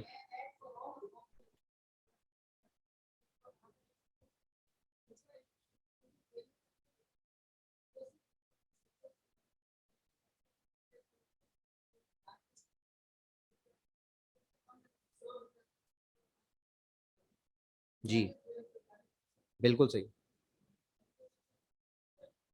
Sir if we are in entity के जहाँ पे मिलियंस ऑफ ट्रांजैक्शंस हैं और हम उन्हें टेस्ट नहीं कर सकते, जैसे आपने एग्जांपल दी कि टेलीकॉम है उसमें हर टाइम हर सेकंड रेवेन्यू अर्न हो रहा है, तो हम उस पर अगर टेस्ट ऑफ डिटेल भी लगाना चाहें, जिस तरह की मर्जी सैम्पलिंग ले, नॉन स्टैटिस्टिकल लगा लें जो भी, लेकिन हमारा एक्सटेंड नहीं कवर हो रहा, हमें रीजनेबल एश्योरेंस नहीं मिल रही, तो क्या खाली टेस्ट ऑफ कंट्रोल्स लगा के हम रीजनेबल एश्योरेंस ले सकते हैं उस साइड पे? नहीं देखिए, टेस्ट ऑफ कंट्रोल जो जिस तरह की आप एग्जांपल दे रहे हैं उसमें test of control alone can not be sufficient. You will have to do some testing. Think of any natural auditor भी छोड़ दें, आप एक लेमैन टर्म्स में देखें कि क्या आप एक ऑडिट करने जाएं, आप नंबर्स के ऊपर अश्योरेंस दे रहे हैं. अल्टीमेटली ये याद रखिए, आप नंबर्स पर अश्योरेंस दे रहे हैं, जो बैलेंस शीट और P&L के नंबर्स हैं. हाँ, उनको हासिल करने के पीछे कुछ कंट्रोल्स हैं, वो आपने टेस्ट कर लिए, लेकिन ये नहीं हो सकता कि आप सिर्फ कंट्रोल टेस्टिंग कर लें और आप कहें जी चूंकि सिस्टम ठीक चल रहा है तो अकाउंट्स भी ठीक ही बने होंगे. ऐसा नहीं होगा, आपको फिर भी टेस्टिंग तो करनी होगी. Other questions? नो? राइट जी, हसन, सॉरी सर मेरा एक क्वेश्चन है कि आपने कहा कि जो आपके कंट्रोल सैम्पलिंग है वो it should be representative of the whole population. साथ आपने एग्जांपल दी है इंटरिम ऑर्डर्स की. हम हार्ड क्लोज करते हैं या इंटरिम रिव्यूज के टाइम पे अगर हम अपनी टीम डिप्लॉय कर देते हैं, तो सर क्या हमारे उस टाइम का किया हुआ sample selection representative of population होगा कंसिडरिंग द सीजनल एक्टिविटीज, और इसके अलावा जो अवेलेबिलिटी होती है क्लाइंट के डेटा की, उसको मद्देनजर रखते हुए क्या हम इस तरह से प्लान कर सकते हैं, या वन साइज फिट ऑल जो है वो यहाँ पे एग्जांपल नहीं लगती? नहीं, बहुत अच्छा सवाल है आपका. देखिए, इसी के बारे में स्टैंडर्ड ने रोल फॉरवर्ड प्रोसीजर का इस्तेलाह इस्तेमाल की है. रोल फॉरवर्ड प्रोसीजर ये है कि अगर आपने 10 महीनों पे टेस्टिंग की है, तो अब जो बाकी 2 महीने हैं, जब आप अगला फाइनल ऑडिट करने के लिए आए हैं, पहले आपने 10 महीने पे टेस्टिंग करके और आप अपनी फर्म में वापस चले गए. अब आप जब टेस्टिंग करने आए हैं, डिटेल टेस्टिंग साल खत्म होने के बाद, तो आप उन 2 महीनों पर, जिसको इंटरवीनिंग पीरियड कहा जाता है, उस इंटरवीनिंग पीरियड में आप रोल फॉरवर्ड टेस्टिंग कर लें. नंबर 1, आप ये इंश्योर कर लें कि वो कंट्रोल्स उसी तरह ऑपरेट कर रहे थे उस 2 महीने में, उसमें से एक छोटा सा एक वॉक थ्रू परफॉर्म कर लें. और अगर आप कहते हैं कि इन 2 महीने में कोई चेंज नहीं आया कंट्रोल्स में, तो आप कह सकते हैं कि बेस्ड ऑन दिस एक छोटा सा सैंपल लेकर मैं कह सकता हूं कि वो जो 10 महीने की टेस्टिंग पे मेरा कंक्लूजन था, वही अब मेरा मजीद 2 महीने की टेस्टिंग पे भी सेम कंक्लूजन है. Thank you. हसन साहब.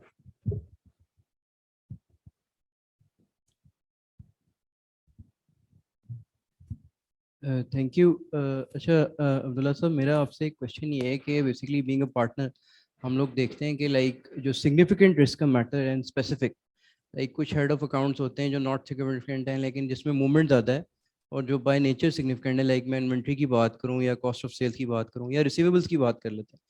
तो उसमें जो कॉम्बिनेशन है जो मुझे आपकी डिस्कशन से समझ आई कि फर्स्ट ऑफ ऑल मुझे तो ये कहना चाहिए कि ये टेस्ट ऑफ कंट्रोल में करूं, और इफ़ आई फाइंड समथिंग तो मैं फिर एक डिटेल टेस्टिंग में जाऊं.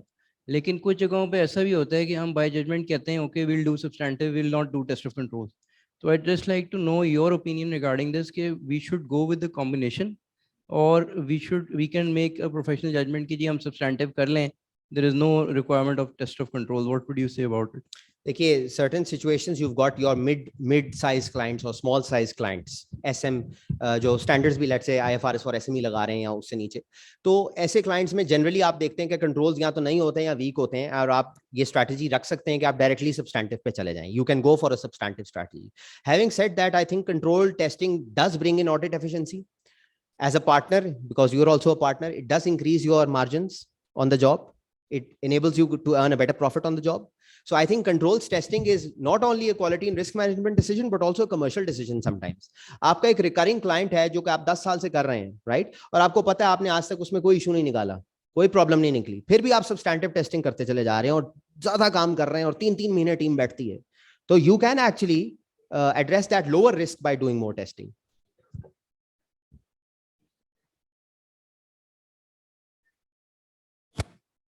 नहीं करेंगे. यस वेर जी, सवाल इनका ये है कि जी अगर ओवरराइड हो रहे हैं कंट्रोल्स, यानी कि कंट्रोल डेफिशिएंसी, ये कंट्रोल्स हैं ही वीक, तो obviously you will not rely on controls in that situation. आप कंट्रोल्स पे रिलाई प्लेस ही नहीं कर सकते, रिलायंस, और ऑब्वियसली फिर आपको सब्सटैंटिव पे जाना पड़ेगा. ये तो एक ऐसी अप्रोच है कि कुछ one size does not fit all वाली बात है. तो ये प्रोफेशनल जजमेंट अप्लाई करनी है, केस टू केस वेरी करेगा, इंडस्ट्री टू इंडस्ट्री वेरी करेगा. इवन एक बैंक हो सकता है उसमें आप ज्यादा कंट्रोल टेस्टिंग करें, दूसरे बैंक में ना करें, हालांकि मैं बैंक की बात कर रहा हूं. एक टेलीकॉम में आप ज्यादा कर लें, दूसरी टेलीकॉम में ना करें, हालांकि कॉम्प्लेक्स एंटिटीज होती हैं सारी, इनका IT स्ट्रक्चर बहुत कॉम्प्लेक्स होता है. और एक सिंपल मैन्युफैक्चरिंग में हो सकता है आप कंट्रोल टेस्टिंग कर लें, लेकिन बहुत डिटेल कॉम्प्लेक्स मैन्युफैक्चरिंग और वहां ना करें. तो ये सब जजमेंटल मैटर्स होते हैं. Let's also take some questions from the other cities, Faisalabad and Multan. Sir, अगर हम इसको डिजाइनिंग के लिहाज से देखें, अगर हमें असाइनमेंट मिली है कि आपने कंट्रोल डिजाइन करके देना है, लेकिन वहाँ पॉलिसीज और प्रोसेस फ्लोज डॉक्यूमेंटेड नहीं है, मेरा मतलब मेन फोकस आपसे ये पूछना चाह रहा हूँ कि पॉलिसीज, प्रोसेस फ्लोज और जो बाद में हमने कंट्रोल ऑब्जेक्टिव्स डिफाइन करने हैं, इनका आपस में क्या डायरेक्ट कोरिलेशन होता है? लाइक विदाउट पॉलिसी डॉक्यूमेंटेशन क्या हम उनके जस्ट प्रोसेस फ्लोज इंटरव्यूज लेके कंट्रोल ऑब्जेक्टिव डिफाइन करके कंट्रोल्स बना सकती हैं? देखिए ये एक थोड़ा सा ऑडिट से आप डिफरेंट टेंजेंट में जा रहे हैं, क्योंकि अभी हमारा टॉपिक ऑडिट है, but I still try to answer this question. You've got your understanding in business of the business done, you've got your policies and procedures made, but the policies and procedures are coming from where? They're coming from a vision that is determined by the top management. Board of directors है, those charged with governance है, share holder है, CEO है, वो लेकर आ रहे हैं ना. उसी को ट्रांसलेट कर रहे हैं आप, या कास्केड डाउन कर रहे हैं इनटू कंट्रोल्स. कंट्रोल्स की दो टाइप्स हैं, entity level control, transaction level controls. अभी हम सारी बातें ट्रांजैक्शन कंट्रोल्स की कर रहे थे. तो यस, सम एलिमेंट ऑफ आपको उसमें से हेल्प मिल जाती है कि जब आप पॉलिसी प्रोसीजर डिफाइन करते हैं तो उससे आप कंट्रोल्स बना लेते हैं. एक और तरीका इसका ये हो सकता है कि आप जेडी बना लें, जॉब डिस्क्रिप्शंस बना लें आप. तो जब आप ये कहते हैं कि यार अच्छा मैं फाइनेंस मैनेजर और सीएफओ को जॉब डिस्क्रिप्शन बनाना चाहता हूं, तो उसमें भी तो आप कंट्रोल ही डॉक्यूमेंट कर रहे होंगे. आप ये नहीं लिख रहे होंगे कि कंपनी की पॉलिसी है कि 90 दिन से ऊपर किसी को क्रेडिट नहीं देती, बल्कि आप ये लिख रहे होंगे कि सीएफओ इंश्योर करेगा कि किसी को भी 90 दिन से ऊपर का क्रेडिट ना दिया जाए. वो उसकी जेडी बन जाएगी और वही कंट्रोल बन जाएगा. Right, there is another spin on putting it around. जी, फैसलाबाद एंड मुल्तान से अगर हम क्वेश्चंस ले लें. सर क्वेश्चन है sir. Can we wait for them? Any question for Faisalabad and Multan and Gujranwala? None?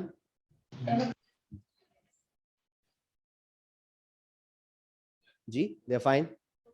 जी या सर आपने फोकस किया है कि अंडरस्टैंडिंग ऑफ कंट्रोल्स जो है वो बड़ी इंपॉर्टेंट है.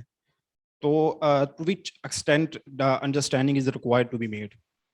किस एक्सटेंट तक जो है वो ऑडिटर को जो है वो अंडरस्टैंडिंग लेनी चाहिए इंटरनल कंट्रोल्स की, ताकि वो सब्सटेंटिव टेस्टिंग जो है उसको अवॉइड कर ले, या फिर अगर उसी से एश्योरेंस वो ऑब्टेन कर ले तो दैट शुड बी इनफ. अच्छा, इसमें दो चीजों को कंफ्यूज ना कीजिए. देखिए, अंडरस्टैंडिंग ऑफ कंट्रोल और चीज है, टेस्टिंग ऑफ कंट्रोल और चीज है. Understanding of the system, understanding of the process, ये तो मैंडेटरी है ना, ये तो आपको करनी है. आईएस 315 कहता है कि बगैर अंडरस्टैंडिंग तो आप ऑडिट कर ही नहीं सकते. जब तक आपको ये नहीं पता कंपनी बनाती क्या है, कैसे बनाती है, रॉ मटेरियल क्या होते हैं, फिनिश प्रोडक्ट क्या बनता है, तो अंडरस्टैंडिंग मैंडेटरी है, करनी है. टेस्टिंग का डिसीजन ऑडिटर का अपना डिसीजन है, प्रोफेशनल जजमेंट की बेस पे. नंबर 1 वो ये देख रहा है कि प्रिलिमिनरी असेसमेंट मेरी क्या है, कि कंट्रोल फेल हो जाएंगे, कंट्रोल मैं रिलाई कर पाऊंगा. अगर कर पाऊंगा और मैं उसमें से एफिशिएंसी ले सकता हूं, व्हाई नॉट, लेट्स रिलाई. और अगर नहीं, और आपको लग रहा है कि मैं टेस्ट कर भी लूं, टाइम भी लगा दूं, और वो टाइम जाया होगा बिकॉज कंट्रोल फेल ही निकलेगा मेरा, तो मैं सब्सटेंटिव में डायरेक्टली चला जाता हूं, मैं टाइम सेव कर लेता हूं अपना. अल्टीमेटली रिस्क मैनेजमेंट जो है वो आपको देख रहे हैं ना, आप अपना ऑडिट का रिस्क कवर कर रहे हैं. Thank you. Right, so we can conclude now. Thank you very much. Thank you.